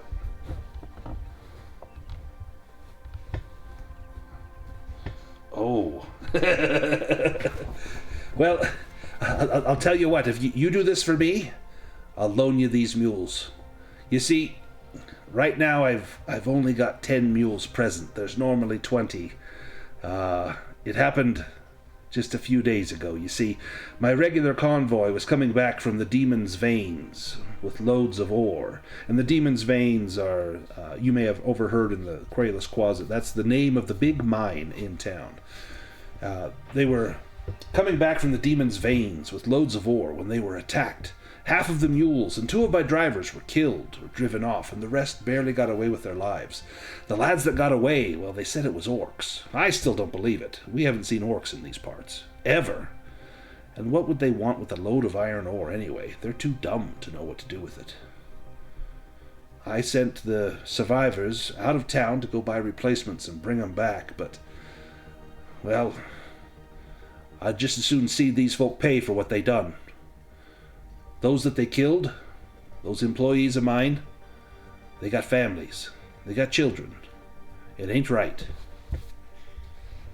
See to these orcs? You can have these mules for as long as you stay here.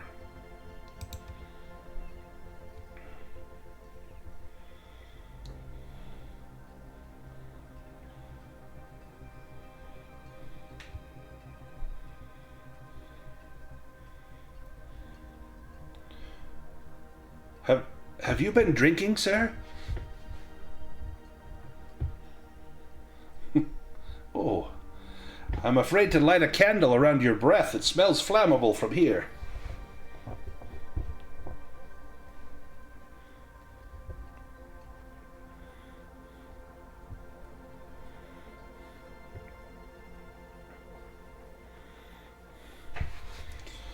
Well, I don't know. What I do know is this demon's veins, this mine. The sister of Dane Bearclaw. Her name's Ina. And Ina, she's enterprising. She's learned a few things, I think from me, sees that a woman can make money here in town if they know how to reach folks and what they need. Well, she's opening up some sort of exhibit. It's not ready yet. She says a few more days. She says they've got some great terrible thing down there the folks will want to see. I think it's all a ruse. I think they're going to get the rubes into the tent. They're going to pay their coppers to come in, see what they see. It'll be dark in there, you know, smoke and mirrors, shadows, that sort of thing. And they'll come out and they'll think they've seen the greatest thing they've ever seen, and it's probably just nothing but, you know, shadow puppets, that sort of thing. But when they were digging down there, it wouldn't surprise me if maybe they unearthed something. It's been known to happen. Just yesterday, in fact.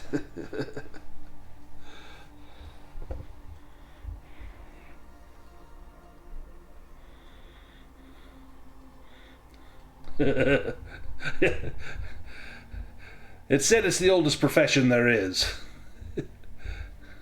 But I do mine standing up.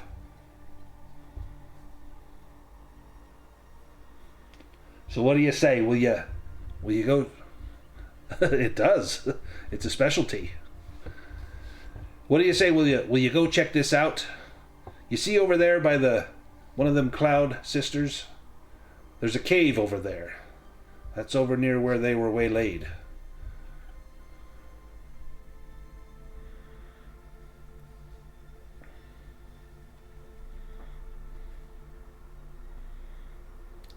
We'll be gone with you then.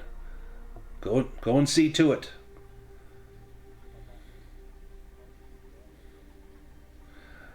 Let me get the mules hitched up. They'll pull the cart for you. And in short order, you are on your way into the Cloud Sisters Mountains.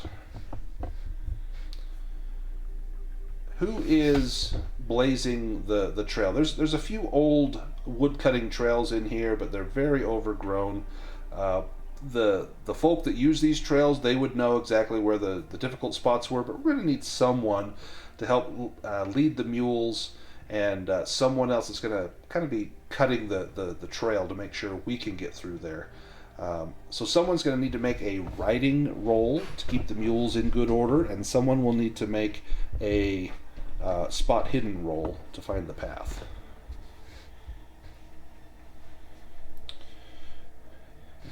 Yes, absolutely.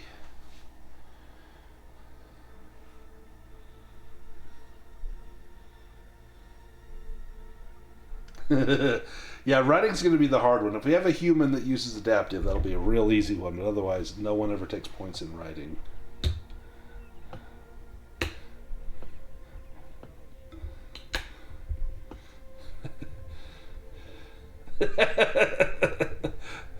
It's like tinnitus, just rings in your ears constantly.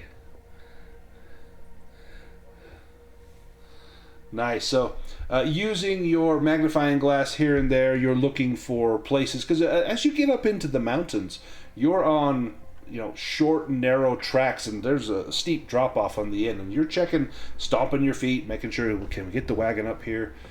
And Boots, you begin to play that shrill, shrieking whistle, and the mules' ears perk up, and they jump a little bit, like they don't know what to make of it. But eventually, the loud, droning, high-pitched squeal just begins to soothe them somewhat. Who wants to make that riding roll?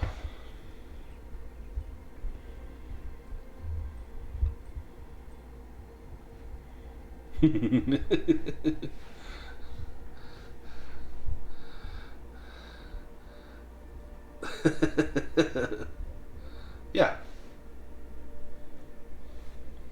Are we? Probably right about here, just below the cave. Not far from there. Yep.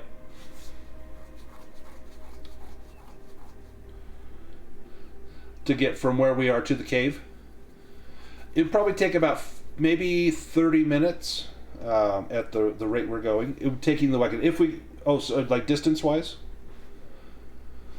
Yeah, probably a kilometer. I assume there's a spell that has a range of a kilometer.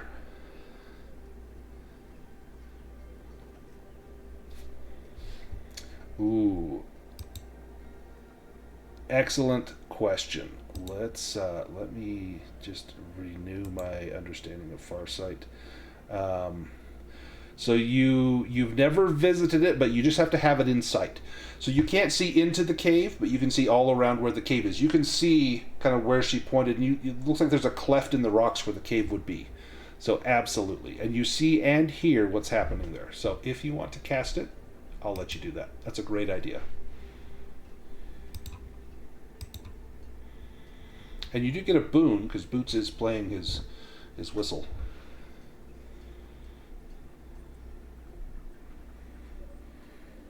Yep, power level 1 will succeed. Oh, no. Do you push it?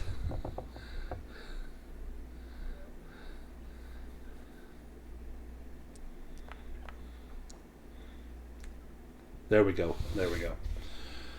You still your mind, you close your eyes, and your mind's eye is opened. And almost like a bird flying up towards there, you see the land drop away beneath you as your vision begins to focus on that area of the cave.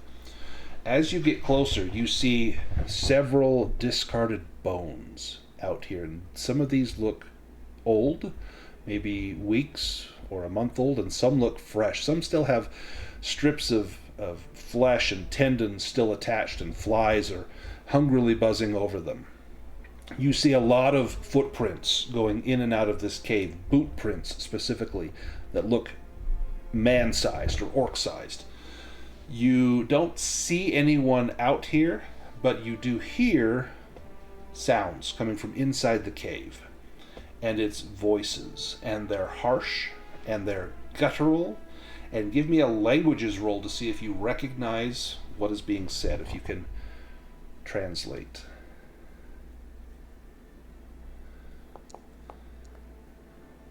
Nice. Yeah, you don't catch all the words, but you hear a name, or maybe a title, and that is Big Scar. And someone says, "Give it to Big Scar. He'll know what to do." And then you hear a few voices. It's kind of muffled. You can't quite make out what you're hearing. And then you hear someone else say, "What do we do with this thing?" And someone says, "I don't know. Maybe it's worth some money.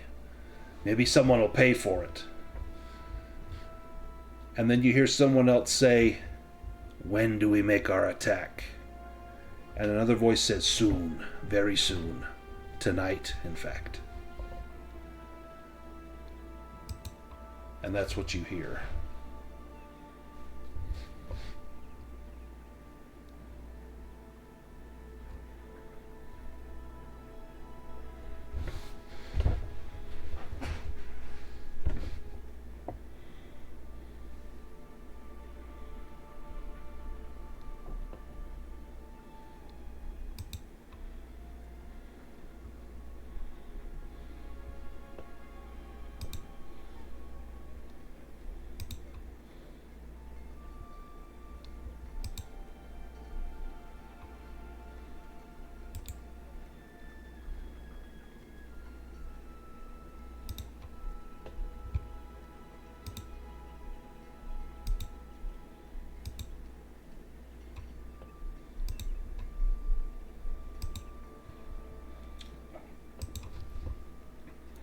You picked up at least 4 to 5 distinct voices, but there could be more.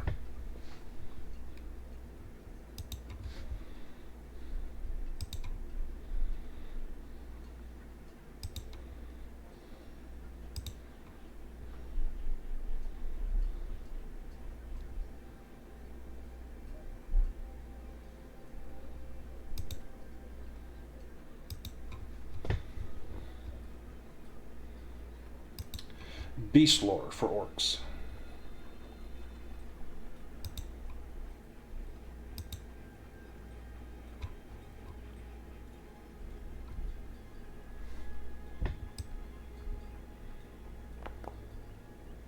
Oh.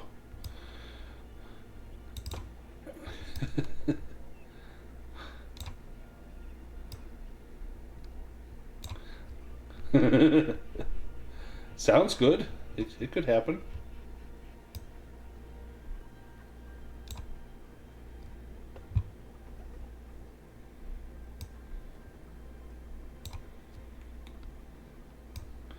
Absolutely.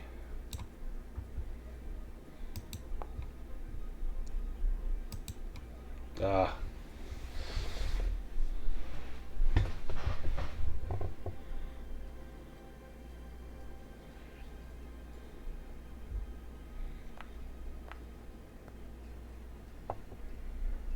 Oh, no. No for boots.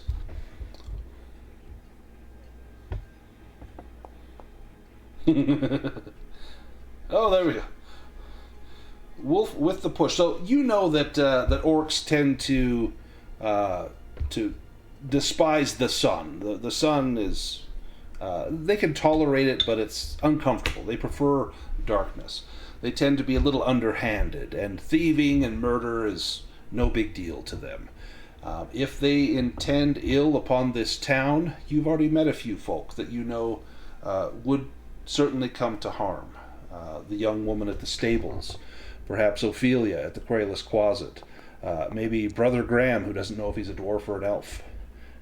You think that if you can do something to prevent this, it would be wise. Man, you're all terrible at beast lore, except for Wolf.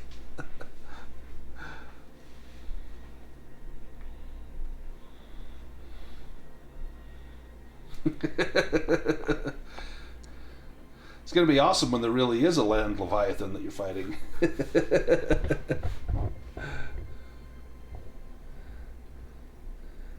So yeah, Wolf's the only one that has that detailed knowledge of orcs.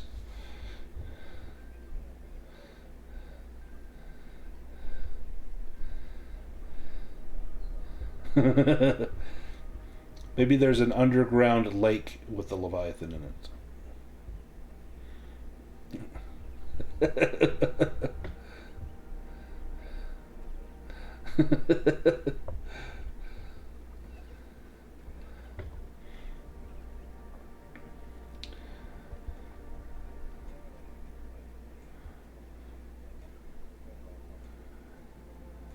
Yes, 100%, 100%.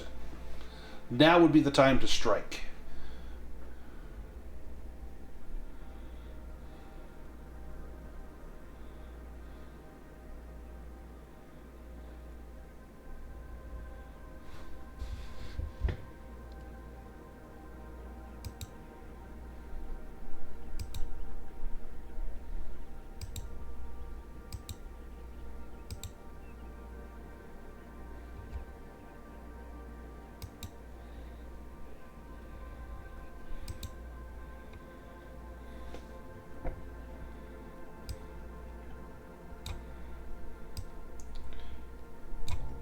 Let me let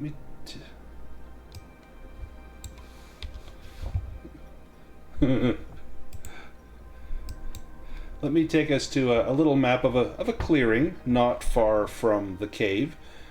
Let me put our tokens on here.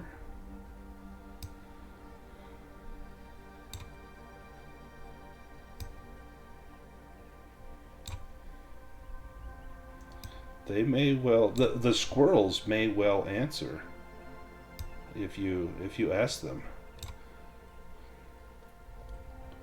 Let's see, William and Mishka.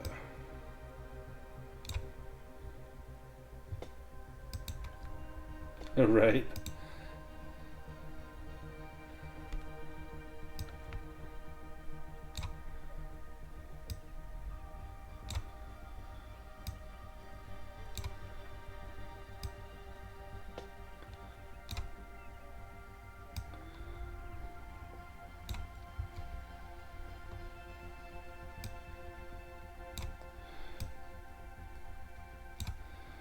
So as you hit this clearing, it's maybe 50 feet or so from the mouth of the cave, and you see a path that looks like this is where they would travel to get to the cave.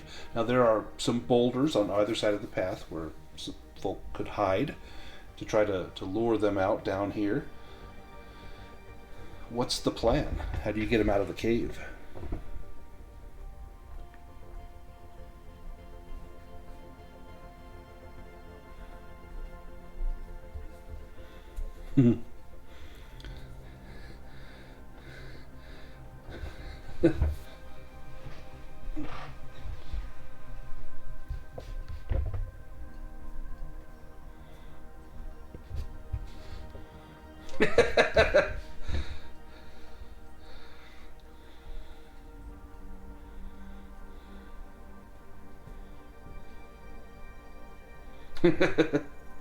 Ooh, too Jewish.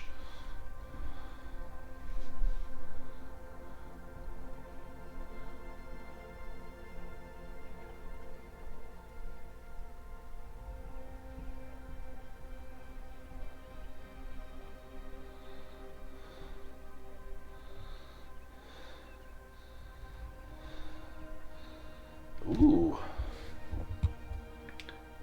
A great idea.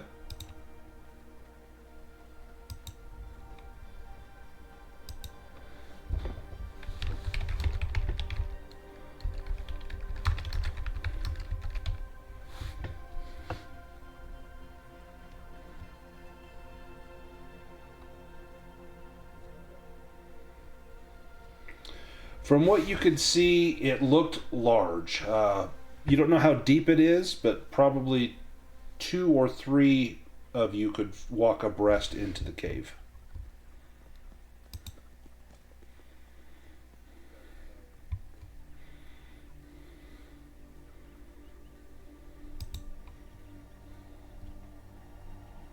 It's pretty big. That may not be quite as feasible.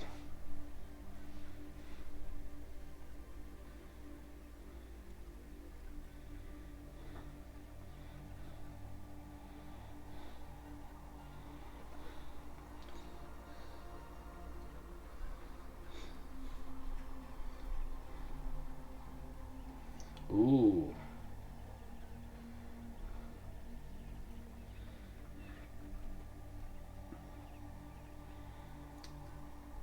That's a great idea. Do you go back for the robes?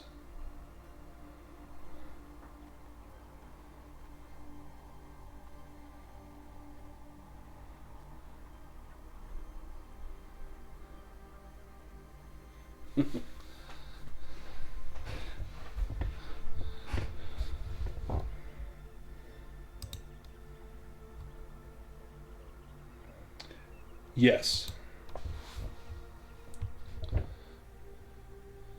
And then I'll let everyone kind of position themselves on the map where you would want to hide.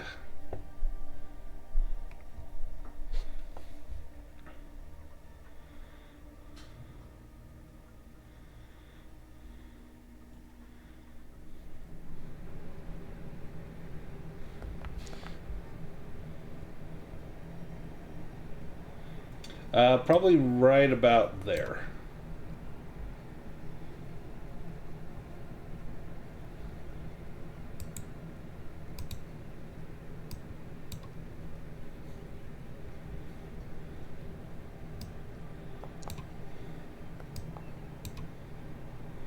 Oh, stone skin did not work. You can cast it again, but it will cost you willpower. That was like 6 willpower.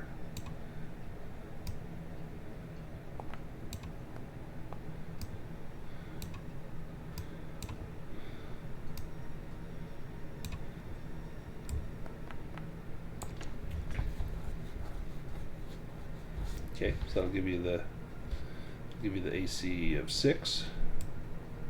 Still on there. Perfect.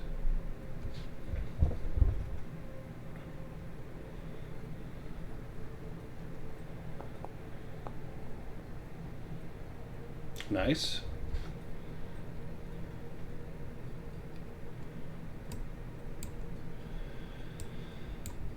All right, with the amulet in hand, Thorvin, you go up near to the mouth of the cave. Give me an awareness roll as you get close to see if you hear anything.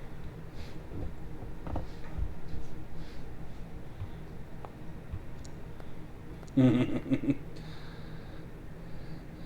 you push it at all?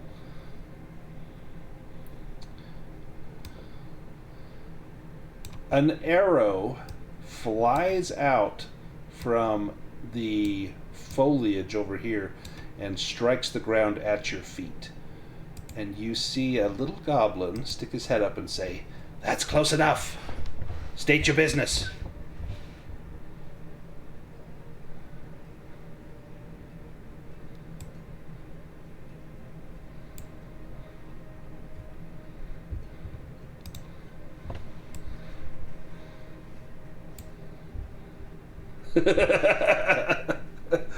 He says, "The glorious sun rising.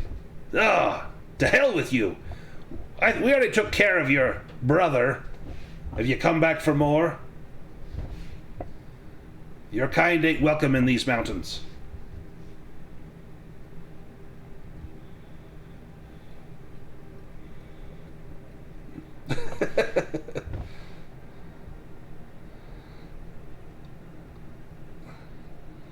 You see a few orcs begin to spill out of the cave. You see another goblin poke his head up on the other side of the foliage. "Ah, where's your robes, priest?"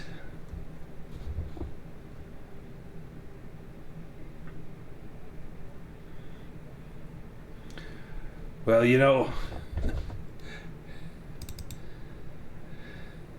which orc was this?" "Mork! Oh, that rat bastard, he owes me money. I'll tell you what. Why don't you...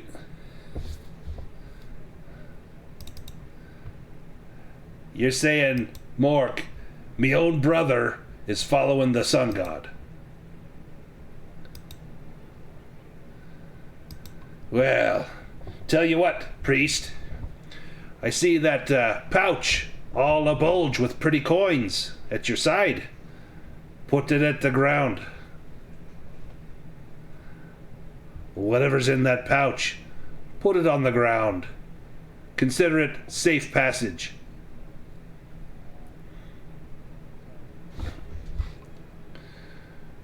"Well, I'm saying you can." And this guy steps forward to grab your pouch. The one at your belt.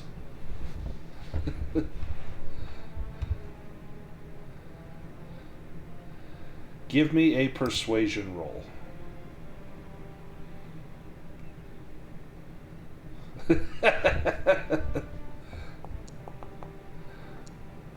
Oh, wow. He pulls his hand away. "Big Scar. What business do you have with Big Scar?"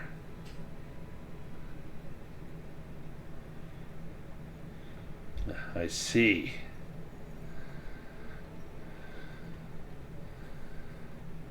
Thorvin. All right. You, go back. Get Big Scar." And the orc in the back disappears into the cave.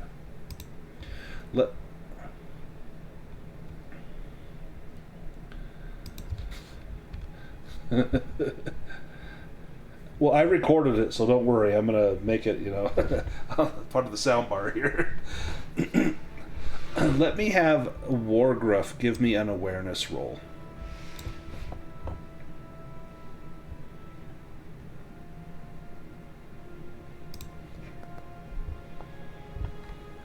Oh. From where you are, you're looking kind of across to the left-hand side, and you see the faintest movement of a branch. And you see there is a goblin archer hiding in the branches there. And then you see a little bit more movement. And you see there is... Oh, wrong one, sorry. Let me grab him. Where'd he go? There is an orc crouched down almost on all fours, knife between his teeth, crawling towards this rock, towards where Boots and William and Mishka are.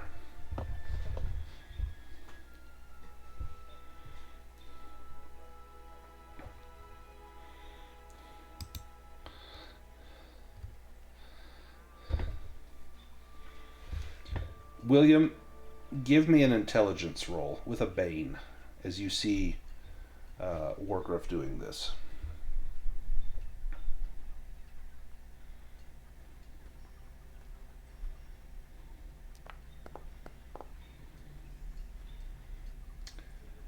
It looks like he's either has an itch and he's trying to scratch it, or he's having some sort of spasm, or you think maybe he's doing some sort of dance like maybe Thorvin does. What would William think of these hand signals and gestures?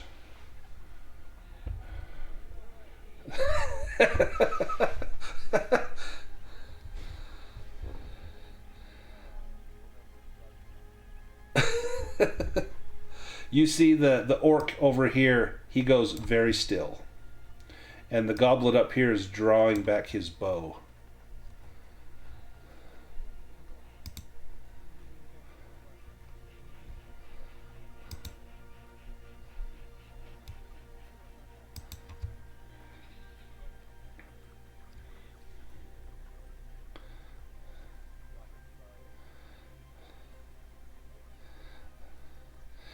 Boots, you see this. What would you make of this?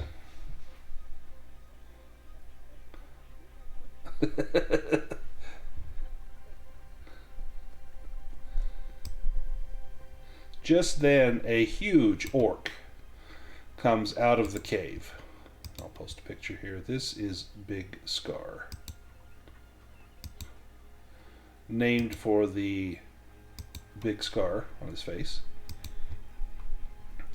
He comes out with the other orc that left to go retrieve him. Takes one look at Thorvin. Who the hell are you?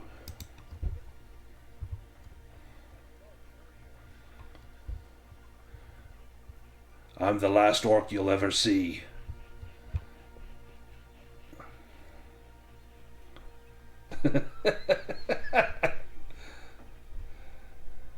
This land belongs to us now.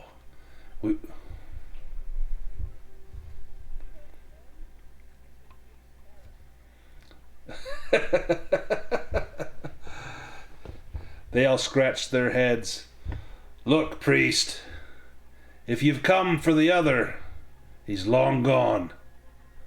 We took what he had, it's ours. He did.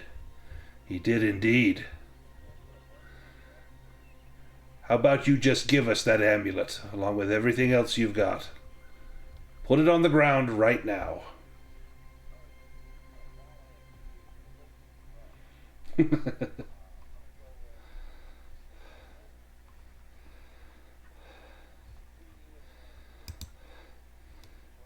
Give me a bartering roll.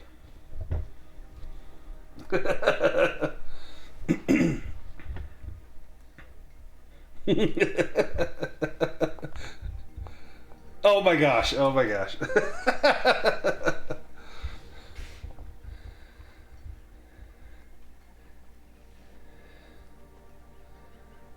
Right? He says, I'll give you the book for everything you got, but what's to stop me from slitting your throat or bashing in your skull, just like we done to your friend?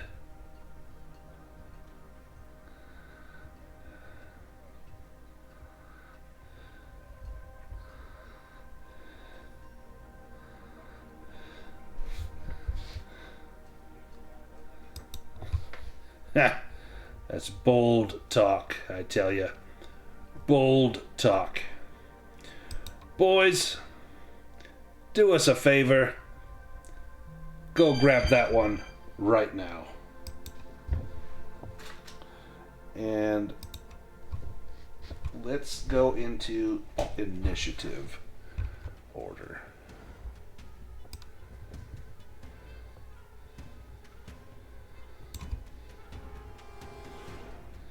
Let me grab everyone here.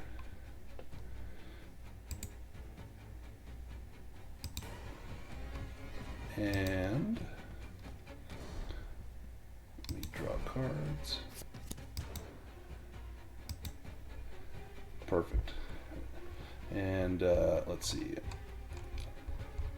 Excellent. Boots, you get the jump. You can see Wargriff kind of acting crazy. William's going on about stuff. You can hear the commotion up ahead. What does Boots do?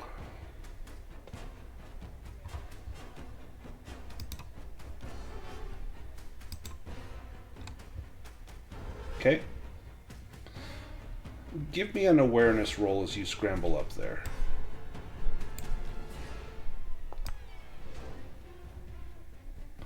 Yeah, you are unaware of the danger that lurks just over there. So you get up on that rock. Now you can see all of the orcs up here by Thorvin, but not the ones behind you. Do you take any action? Okay, go for it.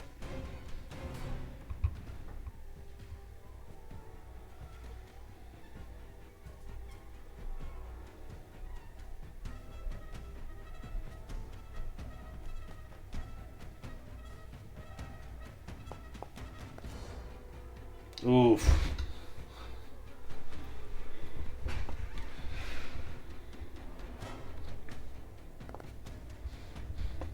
Oh, nice. Oh, good shot. There is blood. Now, as you do that, the goblin behind you takes aim right at your back, and he will fire his short bow right into you. And that is a hit. Because of that failed awareness roll, I'm going to say you don't have a chance to dodge this, because you were not aware he was there.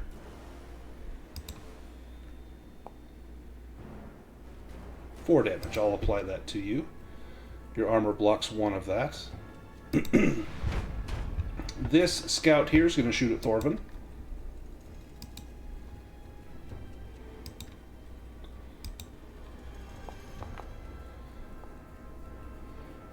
And that's a hit. Now, Thorvin, you can evade this if you want.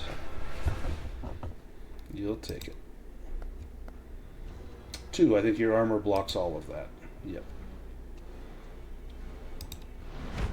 Big Scar. Big Scar steps up. He is going to do Veteran and lock in his spot.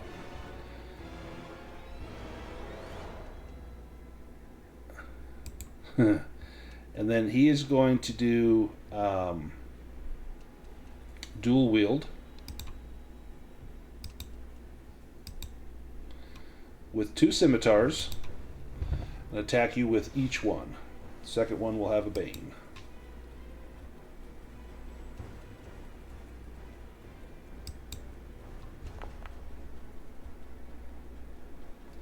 That is a success. Do you try to evade this?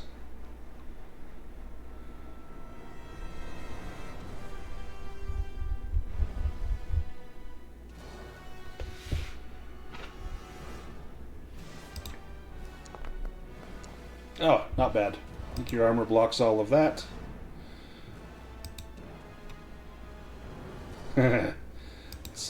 Second attack comes in. Oh, okay. You get a free attack on Big Scar.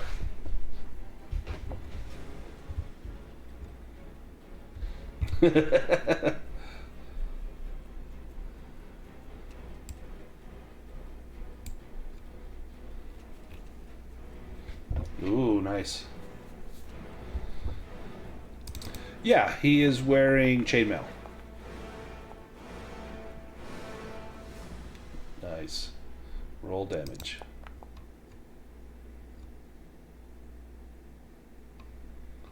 Nice.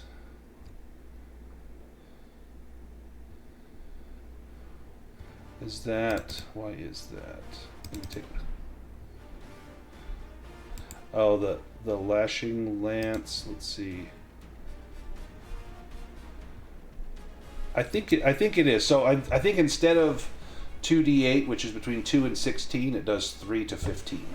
So it definitely does more minimum damage, but there's a trade-off with the maximum damage. So yeah. Right? Let's update the target here. Oh, whoops. Sorry. We didn't take that guy. Without armor.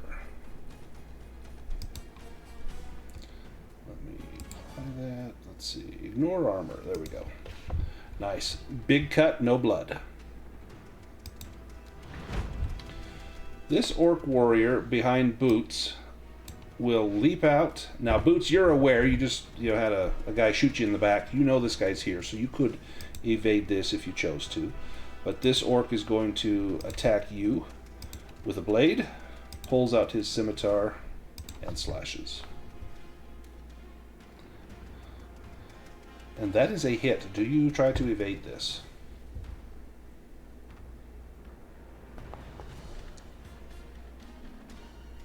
Nice. You can move 2 squares with slip and slide. Thorvin.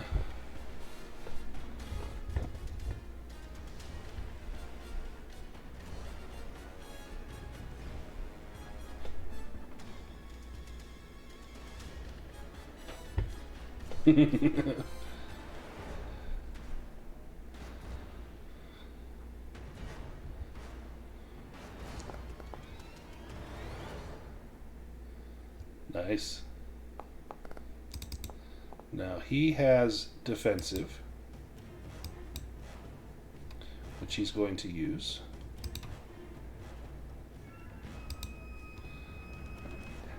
He's gonna burn a lot of it.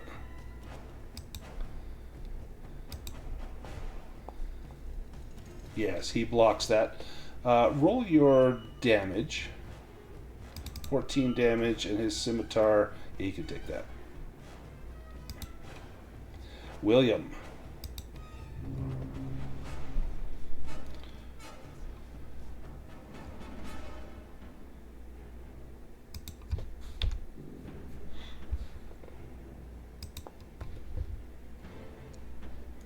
Oof.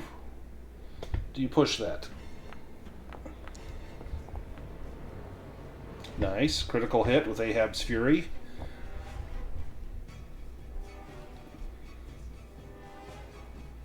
Roll damage. 16. How do you take him out with one shot?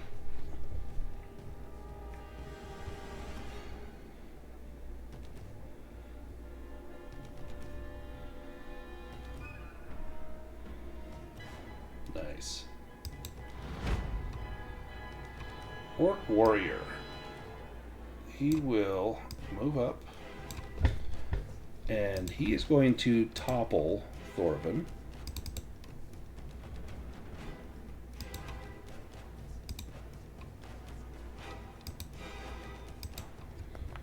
And Thorvin, make an evade roll. You need to beat an 8.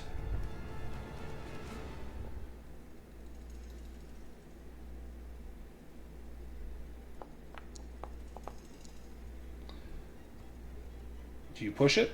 Otherwise you're prone.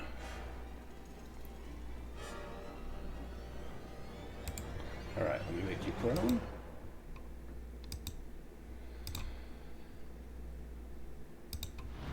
This might get ugly.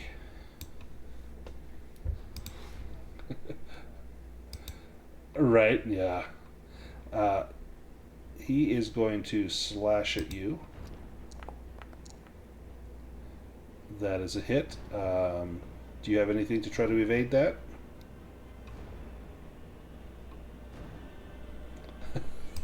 Your armor? He whomps you for 10. You take a little. You take 2. Goblin Scout. This one is going to shoot at... Let's see, he's going to actually move down. And he's going to go for... 1 is Boots, 2 is William, 3 is Mishka. He goes for William. Now he does have... He will be.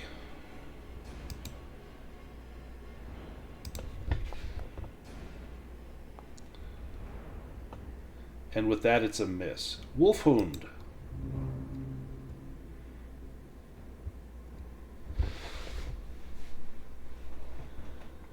Six squares.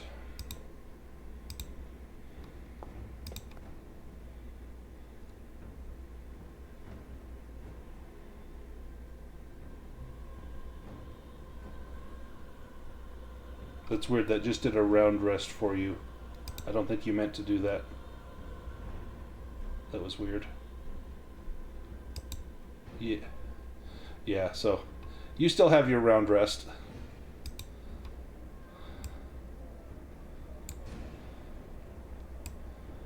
$15 squares. Yep.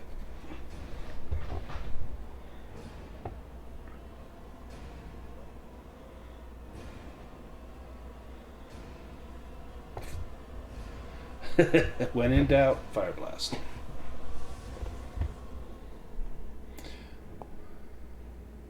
Oof.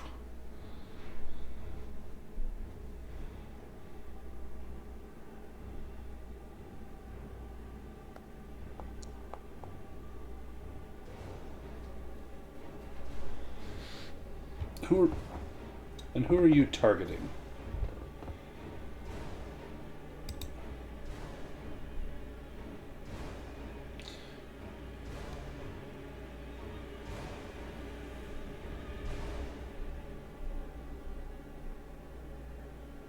Yep.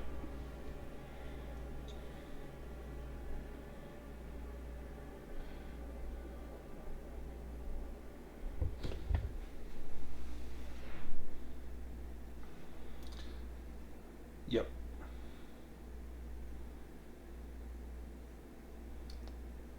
Perfect. So the big one on Big Scar, and then the 2 smaller ones on the other two of the other orcs.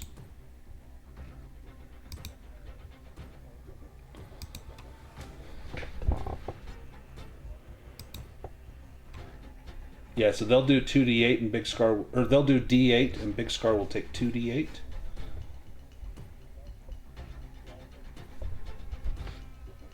Got it.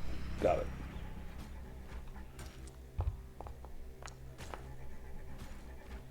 Nice. So that hits Big Scar.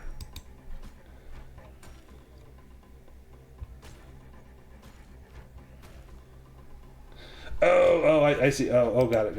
Okay, so let me take a look. So your first D was 5, so he takes 5 damage. So let me give him 12 back.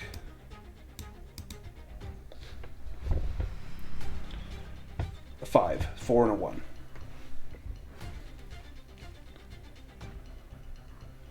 So he was, let's see.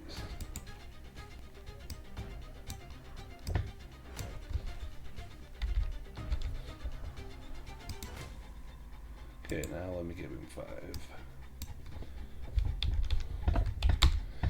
Minus 5.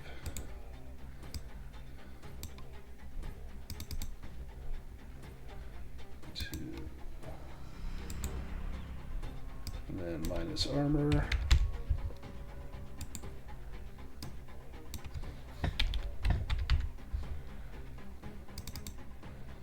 see him.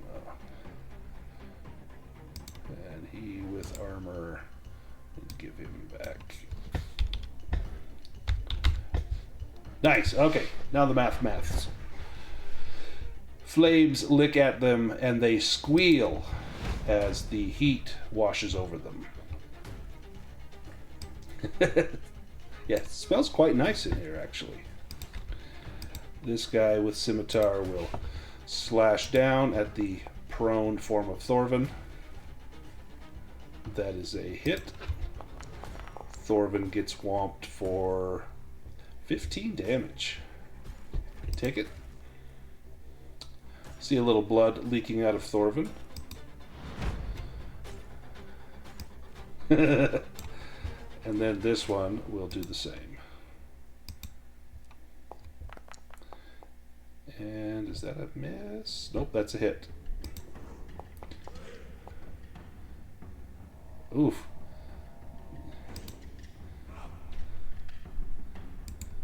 You're down to 1. Wargruff, you're up.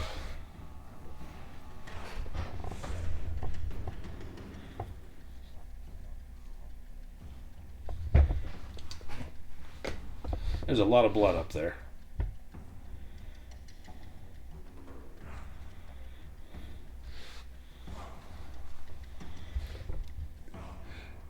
Because of the fire, you know that this one got burned. This one also got burned, and this is the worst for wear right here. If you take a shot with your bow, you will get a bane because you are shooting through other tokens, and it should calculate that in automatically. Yes.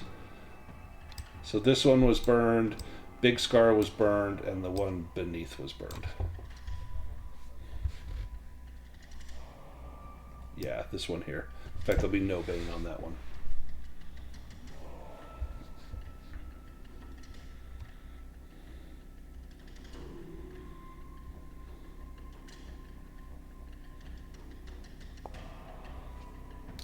Nice.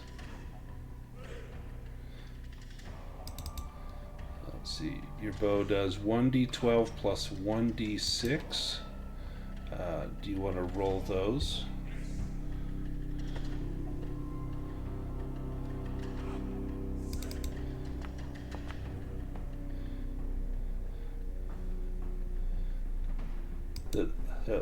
That would have been fantastic. Yep, just click on the weapon. So on the bottom of the chat, there's pictures of dice. You can either click on the D12 and the D6. Perfect.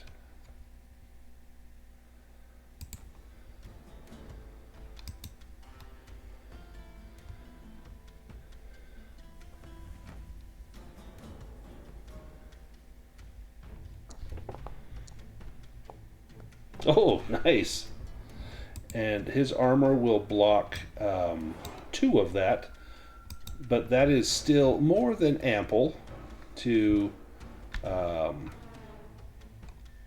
do him in. Let me grab this real quick. And how do you take that one out?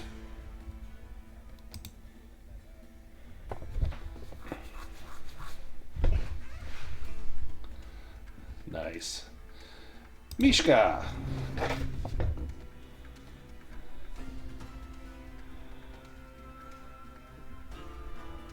Yes, yep.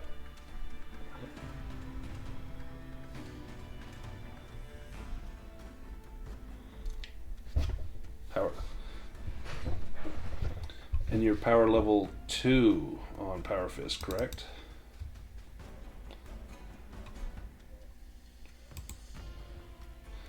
Yep. So if you click on, like if you target him and then click on your unarmed, it'll, at the bottom left, it'll have additional damage and put 2d6 there.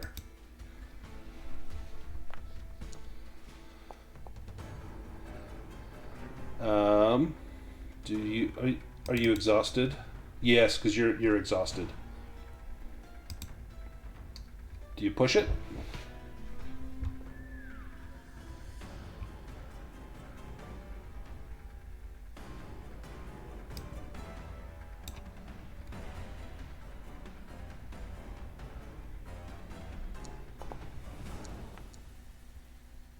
Well, it's a hit now.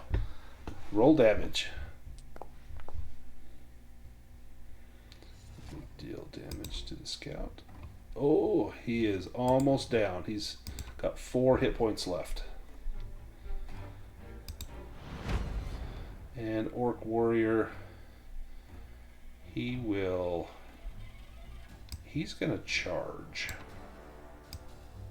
2, 3, and then he'll double move down to here. Double move down to there, but he can't attack because that took his full action. We go to round 2. And Big Scar is at 3. And he will not veteran again. Orc Warrior. Oh man, the one next to Wargruff goes first. Awful, awful timing. He slashes at Wargruff across the belly. And I think that's a fail. Yep. William, you're up.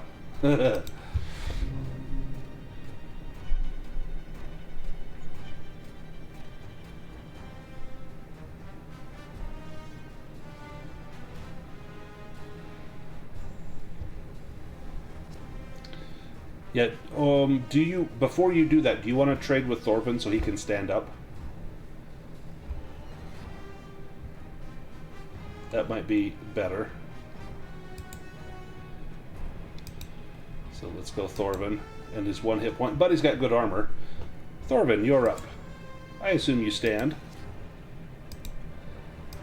Excellent. Yep. Unforgiven.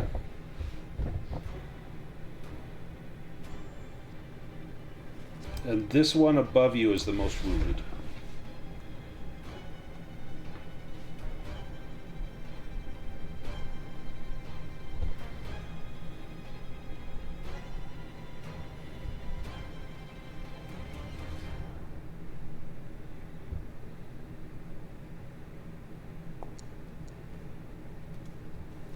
Nice.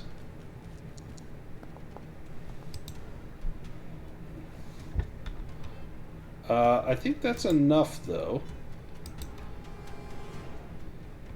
That should do it. Yes, it does.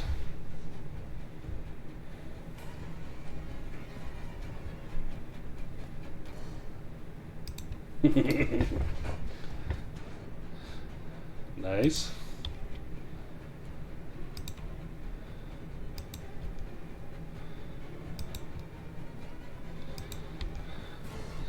And that's probably everybody. Yep.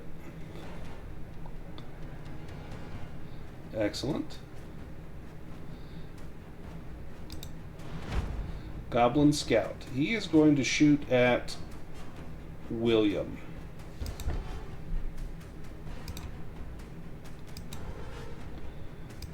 Bow streaks across.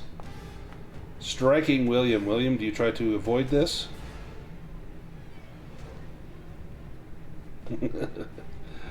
What do you do, William? Are you muted? Did we lose William? I'm going to assume William takes the hit. Ooh, that's a big assumption.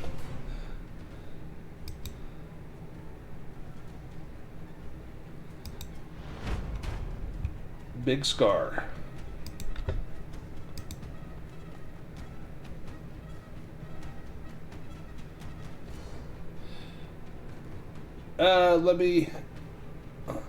Let me give him another roll. This will count as like the Bane. Well, okay. Never mind. You're in the hollow. Okay. Let's retro that. Let me give you back that 7.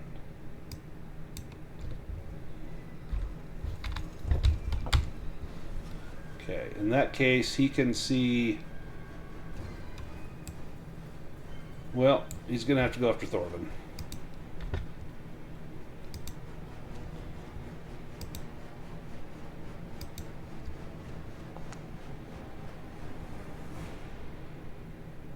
Thorvin, do you take the hit?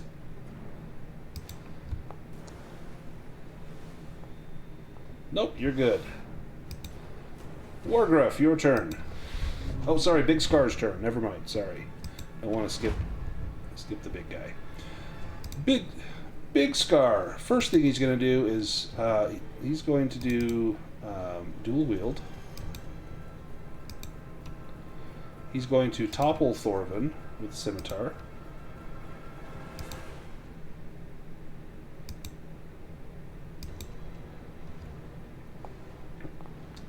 Oh, Thorvin, you need to roll a dragon to evade this. Yeah.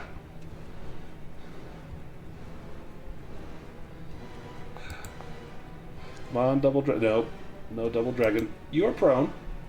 The second hit will come in with a Bane. Yep. So that's the beauty of that there. And 1d6. Ooh, nice.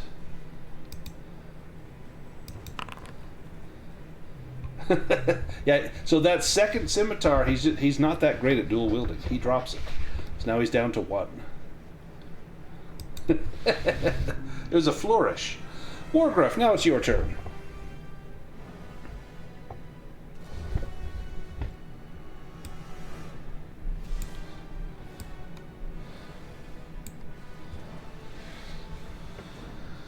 Absolutely. Yep. So anything on your character sheet on the front page, on your the main page, like you've got a longbow, torch, and knife. Those are all at hand. It costs you no action to swap those weapons out. Now, yeah, if you want to move away from him and create some space, you can. You just have to make an evade roll. If you pass, he doesn't attack you. If you fail, he gets an attack.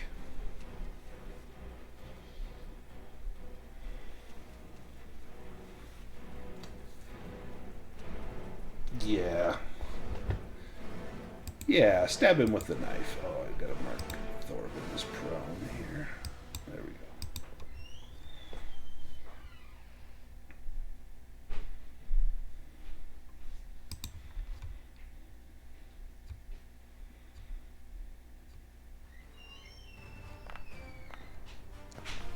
Nope. Do you want to push that?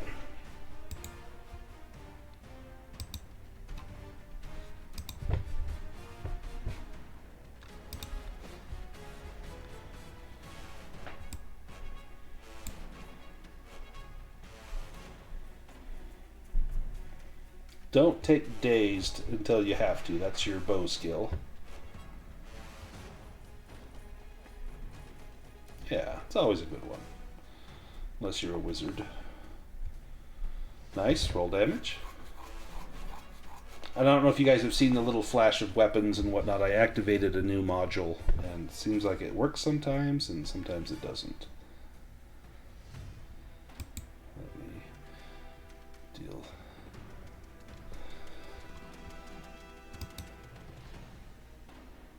Yep. Yeah, yep, you can. Yep, go ahead and make the evade roll and then move. If you fail, he will get a free attack. Not that he'll hit you, but he'll get a chance to hit you. Do you move him towards Wolf? Yep, so you can move. And yeah. And you got 8 squares of movement. So while you're moving, I'm going to have this goblin scout go. He's going to shoot at William.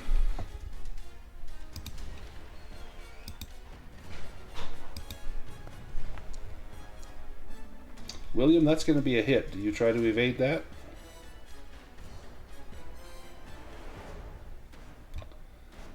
This one up here.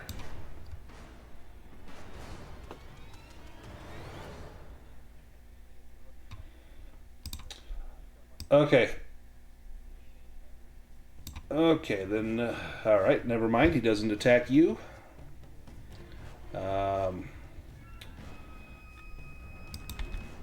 It was Wargruff then. And that was a successful roll, so Wargruff, I don't think you have fast footwork. You do not, so you've used your action. So this shot is coming in at Wargruff for 6 damage. Let me...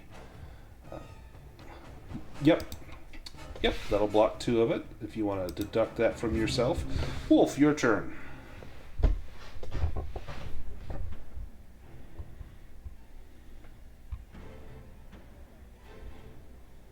No, not monsters.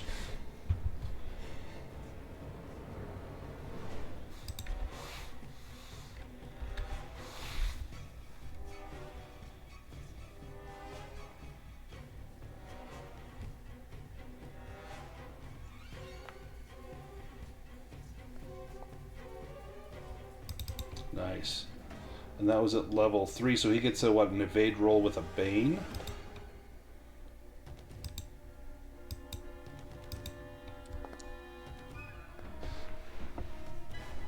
And he fails. Nope, he is stuck. So let me mark him as restrained.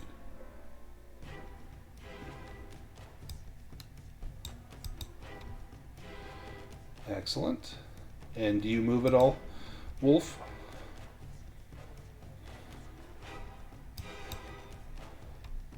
Okay. Orc Warrior goes after Thorvin. Scimitar crashes down.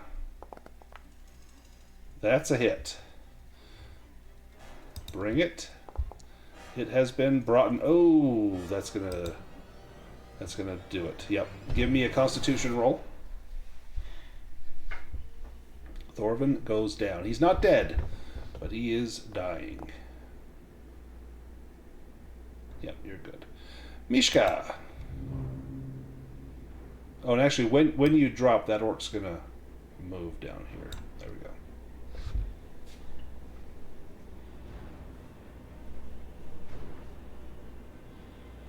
Okay.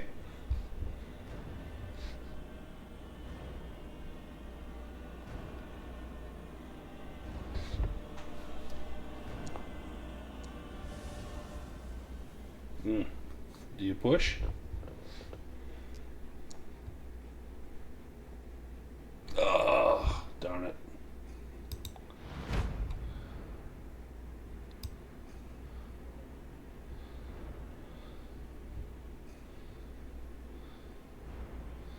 He can get over here by Boots, but he can't attack. That took his full movement. William!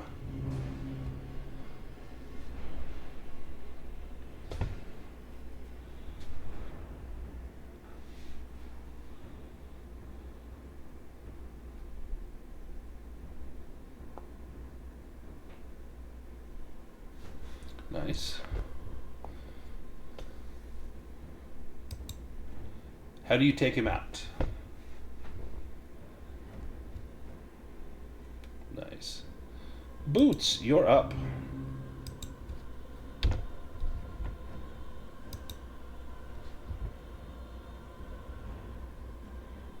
Yeah. Be nice to get your whistle going, but at the same time. Right.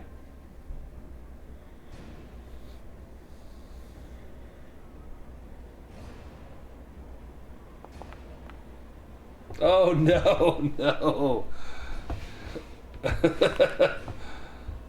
Well, you toss the rat kebab. 4 meters, 2 squares away from me. I'll say it's down here. Take your second one with the Bane.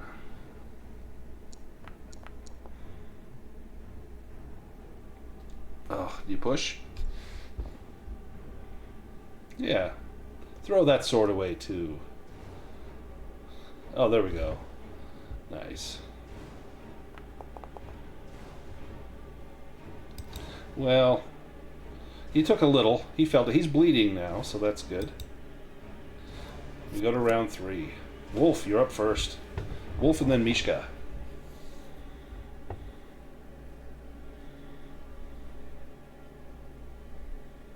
You guys should make short work of these.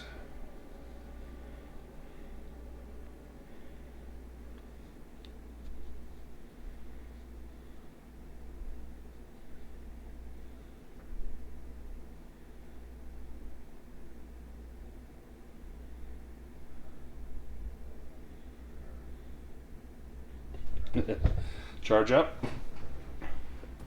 On top of him, no less. Nice.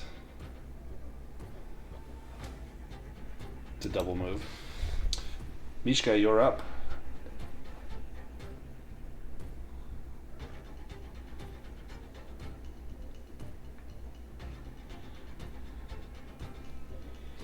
Nice.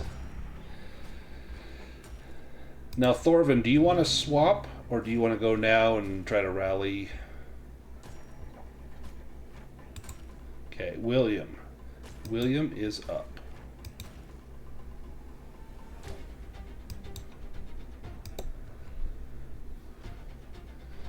What has William got for us?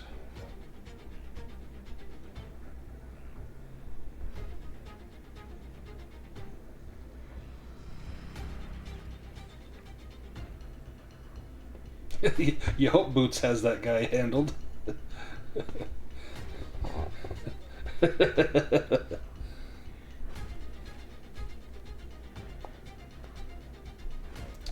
Nice. Roll damage. Ooh, huge blood splatter. He's not down, but he's badly wounded. It's his turn. He goes after William. It's a return salvo as the arrow streaks in. That is a hit. William, do you try to evade that? Slip and slide. Give me an evade roll.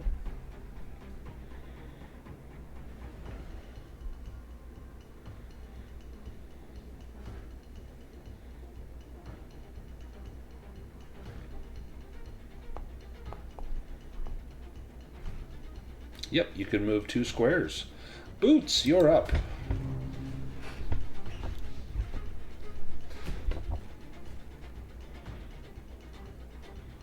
Nice. Yep, absolutely. Oop, you're good. Perfect.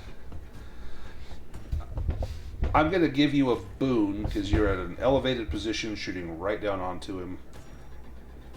His armor's least effective from this angle. Yeah, didn't even need it. Oh, jeez. Not bad. He's close, but not quite there. It's his turn. He's going to scramble. Yeah, he's going to scramble up after you. And as he begins to come up aside you, he swipes with his scimitar.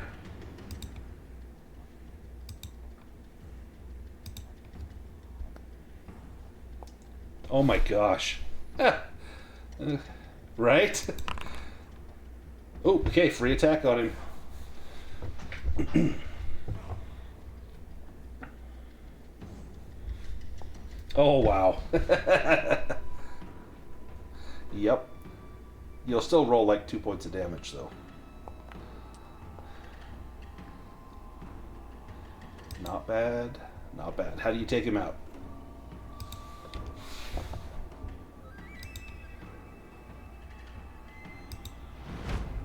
Awesome. This guy charges down right at Wargruff.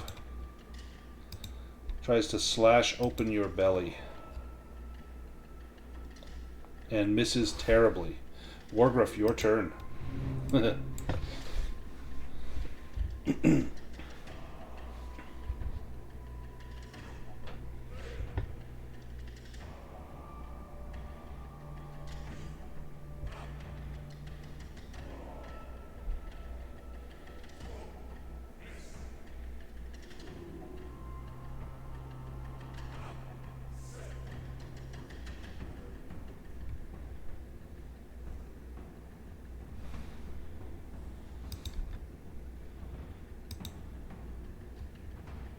Is your character sheet popped out?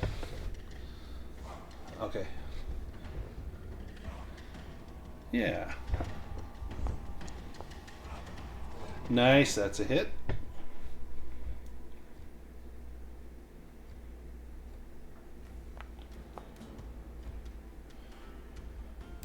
Not bad at all. Let's deal that damage.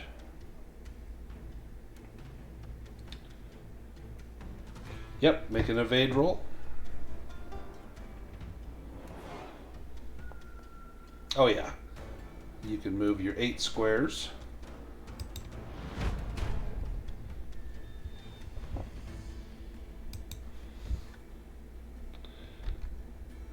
big scar is going to slash at Mishka.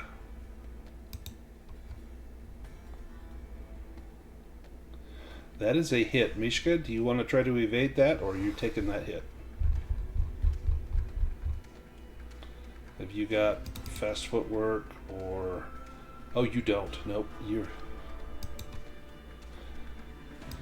Yeah, and you've already used your turn this round, so... Yep, you got nothing.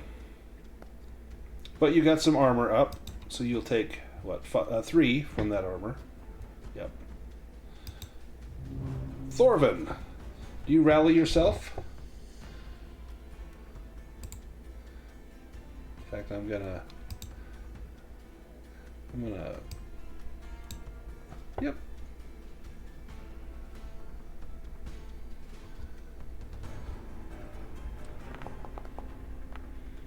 Oh, well, you got it. All right, you're up. How about a death roll? I'm going to say you can stand up, too.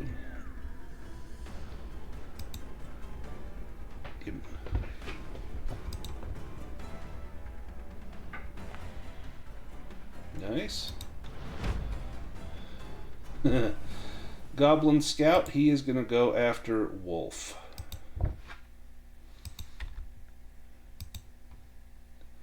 Targets Wolf with the short bow.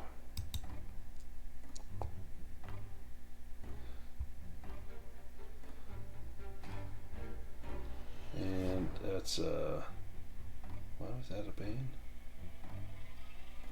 I'm gonna take it. He's got a bane. Alright, Thorvin, you're up first. You can take an action. Let me move Wolf just so your token is visible.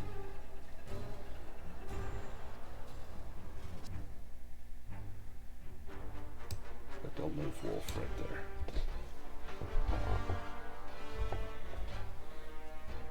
I know I did.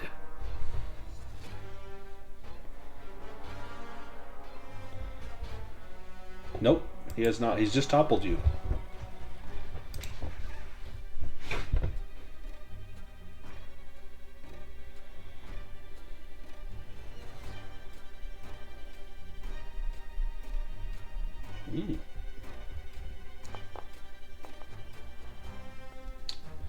Yes, indeed.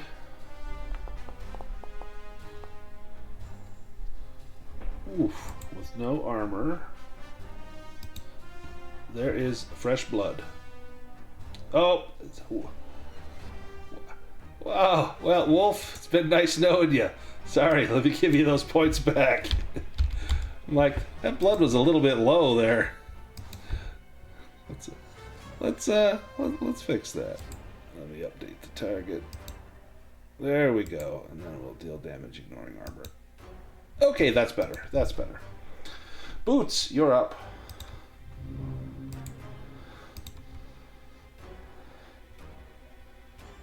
Alright. Boots will swap.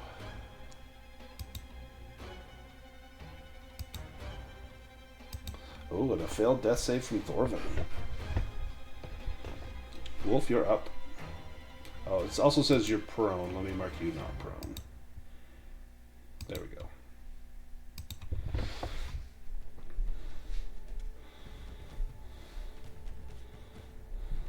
Ooh.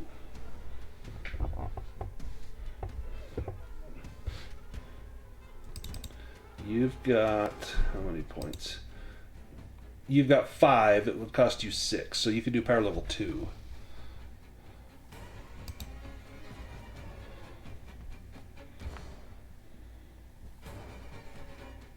Nice. Go ahead and roll healing.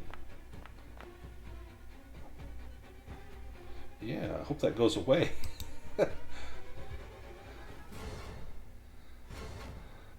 It might not go away. You might be stuck with it.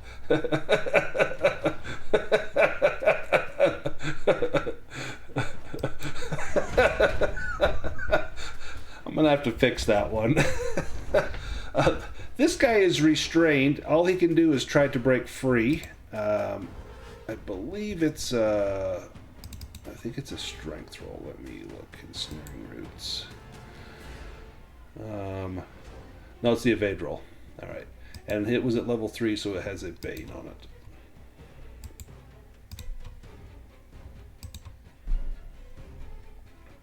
Yep, got to fix that spell. That's going to...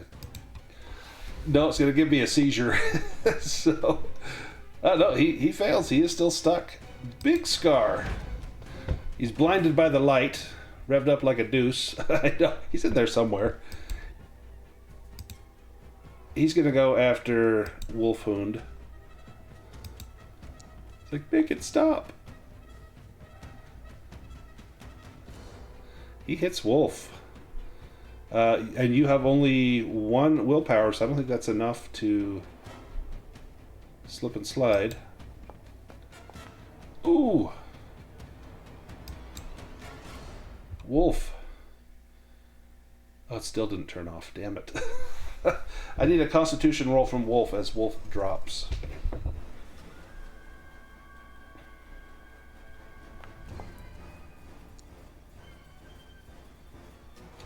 Do you push that or take a severe injury?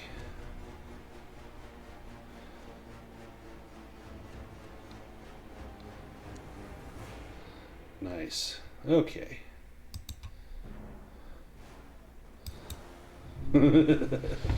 Boots, your turn. Alright, let's see if I can fix that treat wound.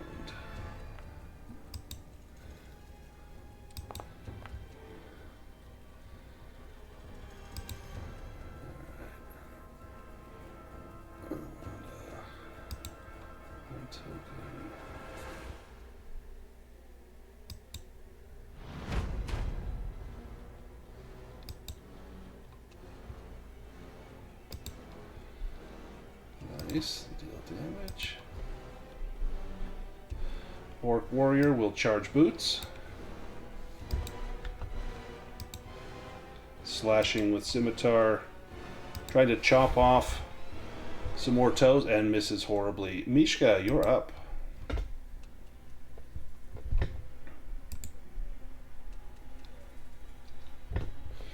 I'm going to just get rid of Wolf's token and then put it back out.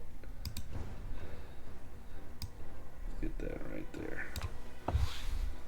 Oh, no! No!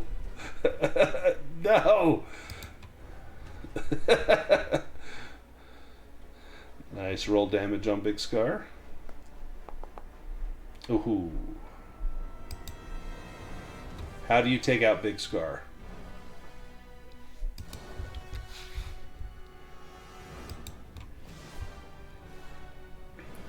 When he goes down, the other goblins surrender almost immediately. Now, we're still in initiative because we still have Wolf is down and dying. So, William, you're up.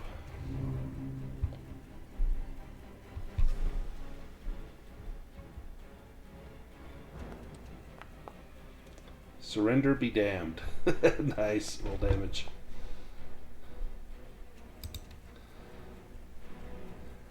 As he tries to tell you about his family and how much he loves them, you just obliterate him. This one will run into the woods and make good his escape. Wargruff.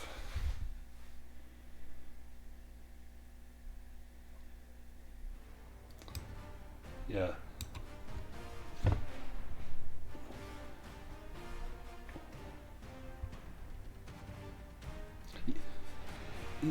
Yeah, or if it says you're obscured, you can unselect that.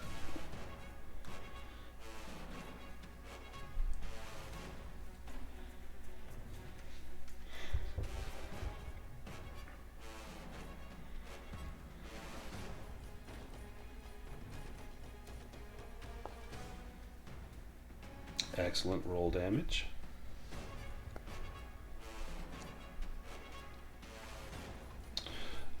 Yeah, so how do you take this guy out?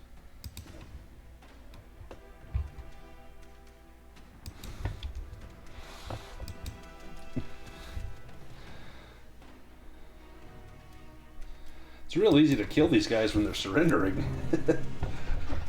Mishka, your turn. One bad guy left. Now you could do a healing roll to try and heal Wolfhund. If you have bandages, there's no Bane. Otherwise, it's a healing skill with a Bane.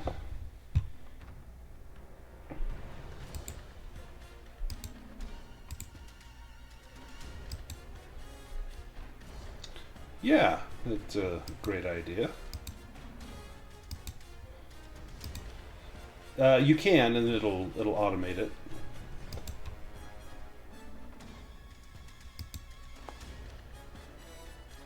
Oh! Oh, that is a failed death save for Wolf. I'm going to mark a failure there.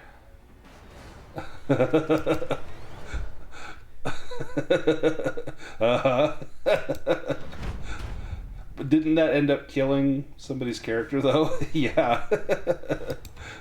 Yeah. Oh, yeah, it was Luke's character. Felix of Constantinople, I think. Oh, man. It looks like he's going to blow up, so... Boots, you're up.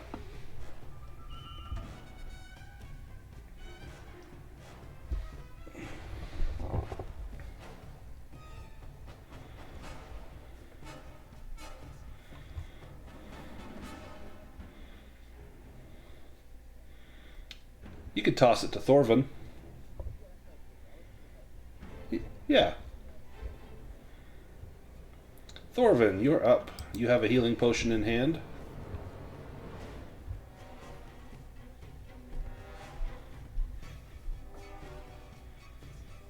You drink it yourself. I'm down a little bit.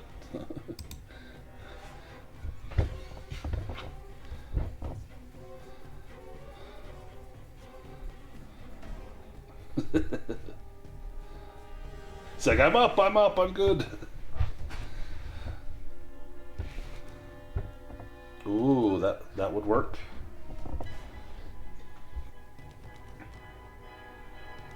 Oh, yeah, not for this. Oh, shoot. Yep. Nice. 5 points for Wolf, no longer dying. Excellent. And I'm going to take us to a different screen just so we don't have to watch that animation. I promise I will get that fixed. Let's go back to our... get back to our city map. Yeah, that was a fun experiment in special effects. So we're still at the cave. Let me get rid of the encounter. Let's get some nice fun music going here.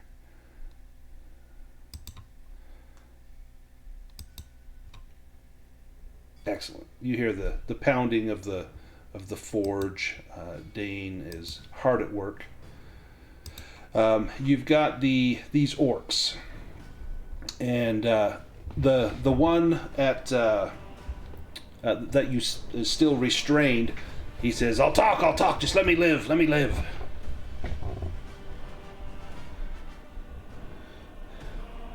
There is some. Look, if you go inside that book that you were talking about, you'll find it in there along with a few other things. And I'll put the book into the chat. It is the...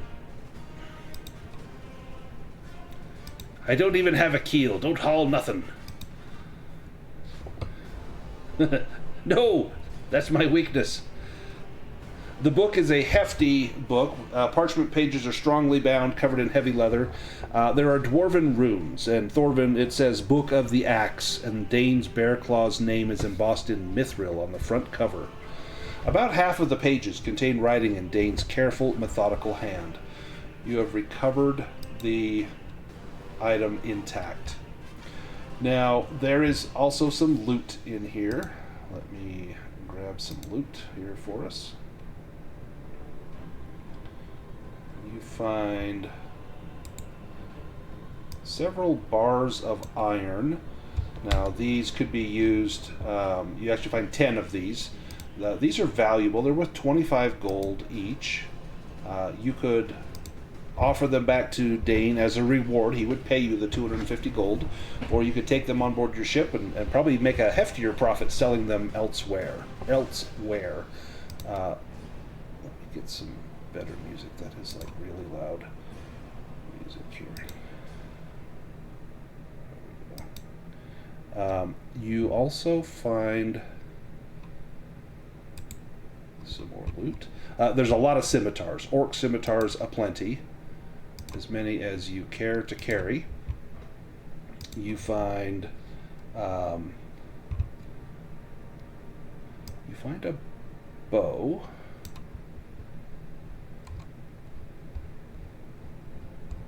Oh no, why didn't that work?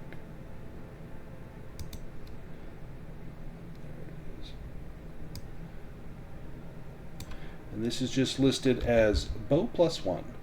This is not an enchanted bow, but what it does do, it does 2d5 damage instead of 1d10. So it does a more minimum damage than a normal bow. This is master crafted though, and so it's worth a lot more money. There's a bow here. The orcs clearly did not know how to use this bow. There is a sword. No, that's not the sword. Where'd it go?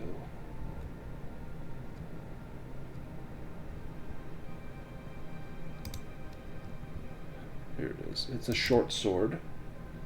This looked like this belonged to not orc made. In fact, this for Mishka and Wolf, this radiates magic. This is an enchanted short sword. Carries enchanted 1 on it. This would be very useful for anyone that works with a sword. You also find where is it?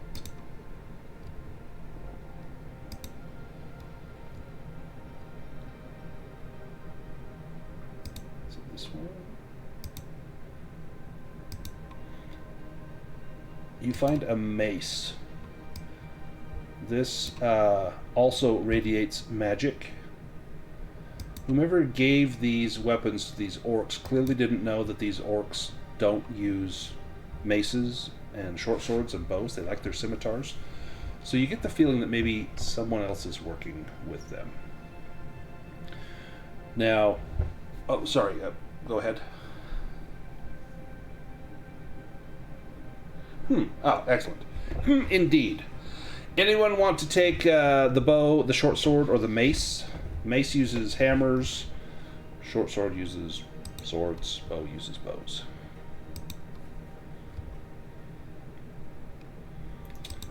This short sword is 4.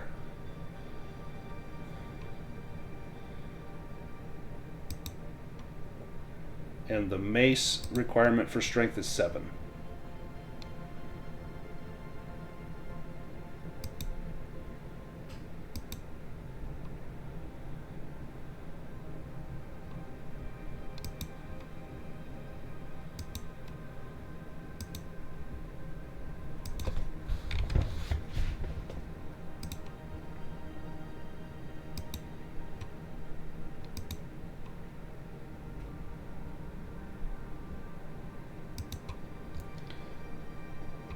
The bow would indeed be useful for you.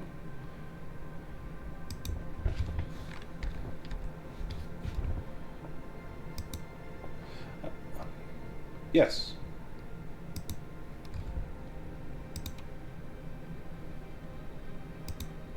Mm-hmm. Yep, you could sell it for money.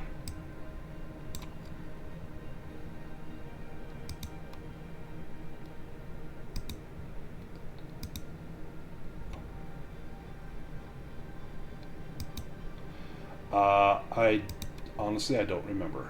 I'm not sure if that did get sold. I think we typically take the monetary value of stuff like that. So with the iron, we could just take 250 total gold, or we could take it with us and try and sell it later, in which case we'll put it in the ship's inventory.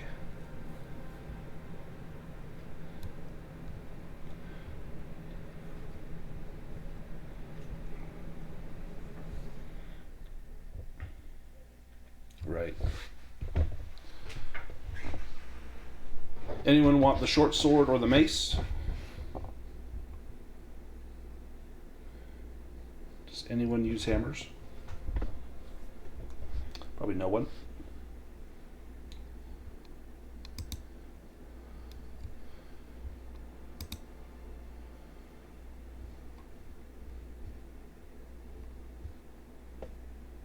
I mean, you did basically stand up against all the orcs. I think you've probably earned it.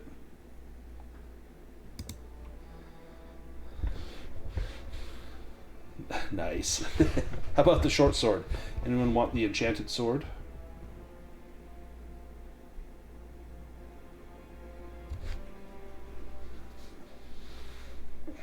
Yeah. Yep.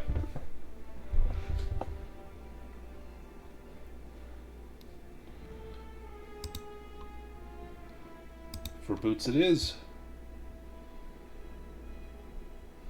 Now, you have determined that the deceased priest, stoked by his argument with Dane, must have stolen the book and hightailed it out of town, was promptly killed for his trouble by Big Scar's orcs. You lay out the evidence reasonably, and everyone in Jarnborg accepts it. Based on what you already know, this seems plausible, even though the priest was not the most obvious culprit for stealing the book. Dane is grateful to the point of tears to recover his tome. He happily volunteers to craft the hand for Wolfhund.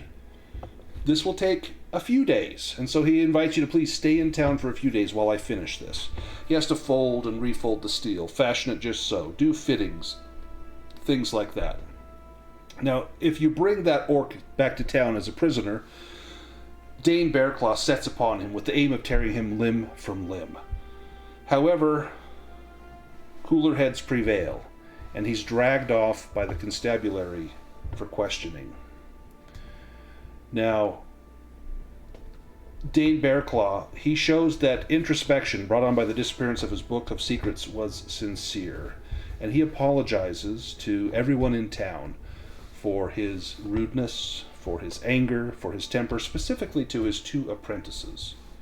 He promises that from now on he will keep none of his trade secrets from them, that they will be heirs to his school of smithing, if that is what they wish.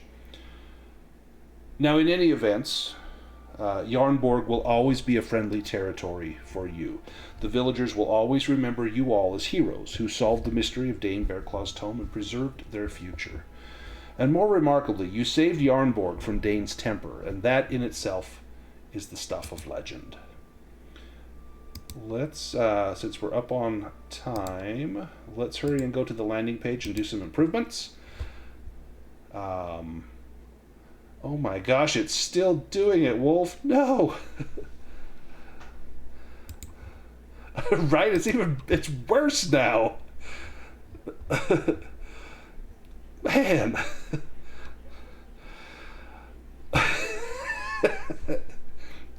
It must be warmer, so... Yeah, the sun god. You did. Yeah, we're gonna go get those gems back. So, 4 experience points. Everyone has gained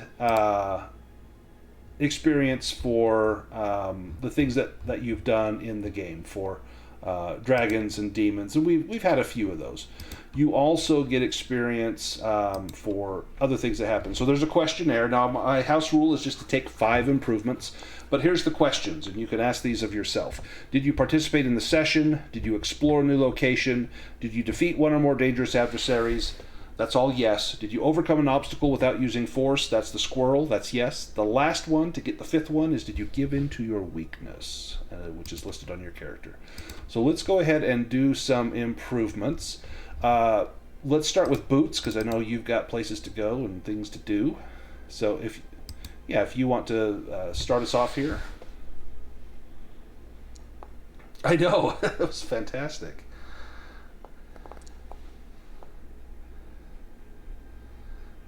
Awareness goes up, beast lore goes up. And still no one took riding.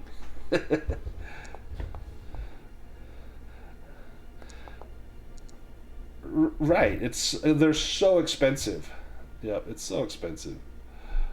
How about crossbows? This is a big one. No. Well, hey, swords goes up. That's a good one. Let's go to William, if you're ready. We can do your skills.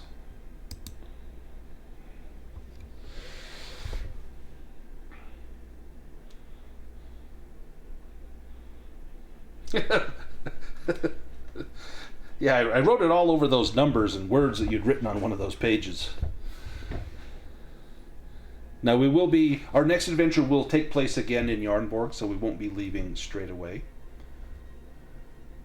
It has to do with that show that Dane's sister, Ina Bearclaw, was talking about. So William's evade goes up, hunting and fishing goes up, persuasion goes up. Now his big one, spears, going to be to 14. Yes, goes up to 15. Excellent. How about Thorvin? And everyone can also do a full rest, recover all your stuff. Yeah. Bartering and persuasion, which you passed your bartering and your persuasion roll. Oh, there we go.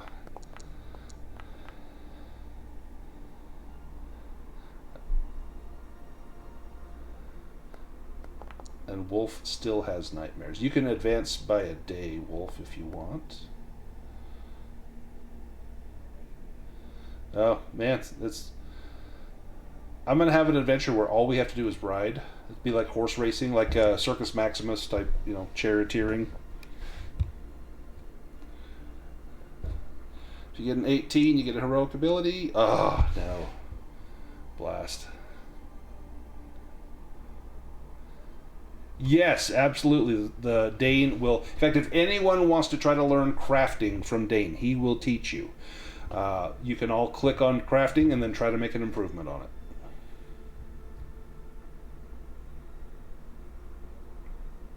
So Thorvin's went up. Everyone that wants to may. This is a useful skill for when you're on a ship. Let's go to Wolf, just so I can get your token off the screen.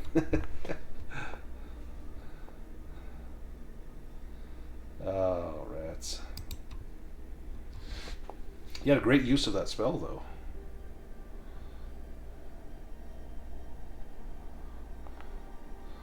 I know, right? Well, evade went up. That's a good one for you.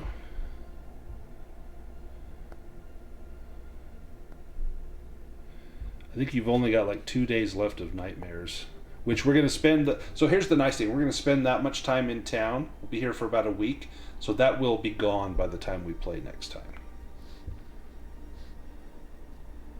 Nice. So in fact, I'm going to remove your nightmares, but I am going to have you maybe for part of your vignette next time talk to us about your last nightmare that you had before they finally went away and how you were able to get them to go away.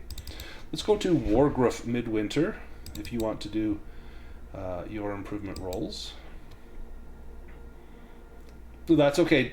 Did it go up? Oh, awesome. Awesome. It's like, oh, there it goes. Oh, yeah. Yep, I see up there.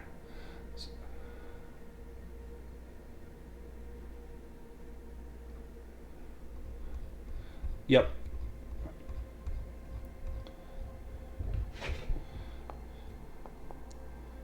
Nice. Persuasion goes up. Which was awesome. Yeah, I mean, it did like one shot. Was it Mishka that dropped? Yeah, so.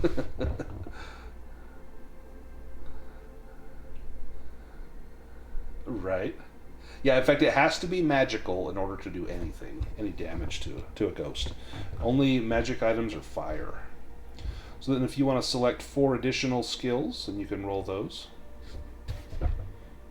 Yep.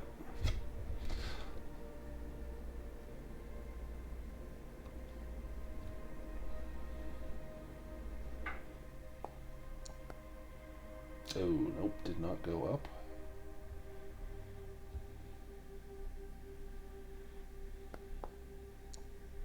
Nice. Mm-hmm.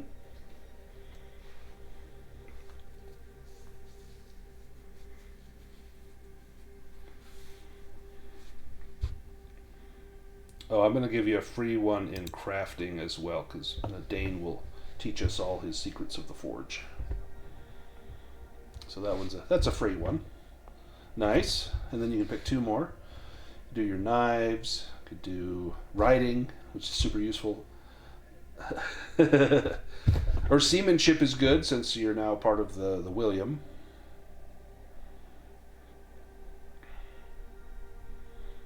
Yeah.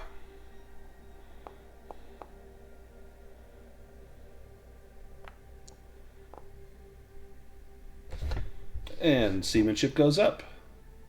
Excellent. And Mishka, you are up next. And sorry, Wolf, I'm going to delete your token. That's obnoxious.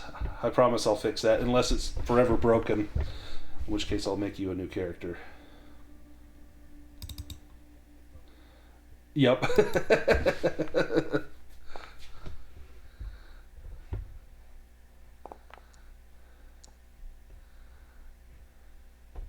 Myths and Legends goes up.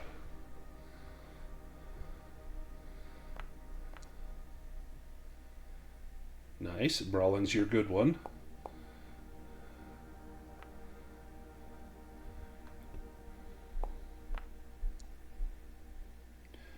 Did you do crafting? You can get a free one on crafting if you want to. Okay. Let me restore all your stuff here. There we go.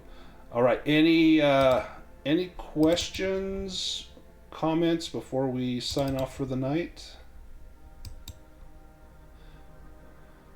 It's not scheduled yet. So, oh yeah, that's what I want to talk about. So I'm going to probably post that tonight or tomorrow. I'll post when the next one is. It'll be in May, and then I'll post it in our thread first so that everyone that has played before has access to that.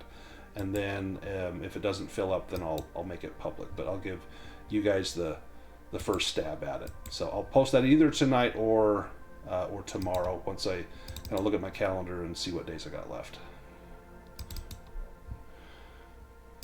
Okay.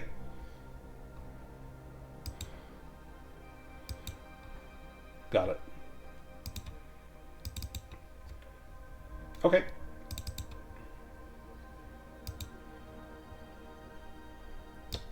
Someone's got to stay back and watch over the ship.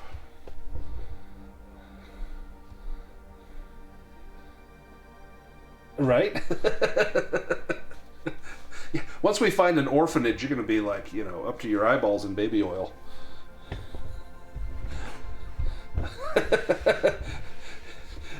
Yeah. That's true. We just got to go find their families, and you'll have like a... Right? And now we got to solve the mystery of poor Brother Graham and how his mother is an elf, but he just now realized it. So I got to pull that out again. That was hilarious. I didn't even notice that when I made that picture until you guys pointed it out. I'm like, how did that get past my filter? But yeah, I didn't even see the pointy ears. I was looking at the beard and thought, oh, perfect. That's a dwarf. Awesome.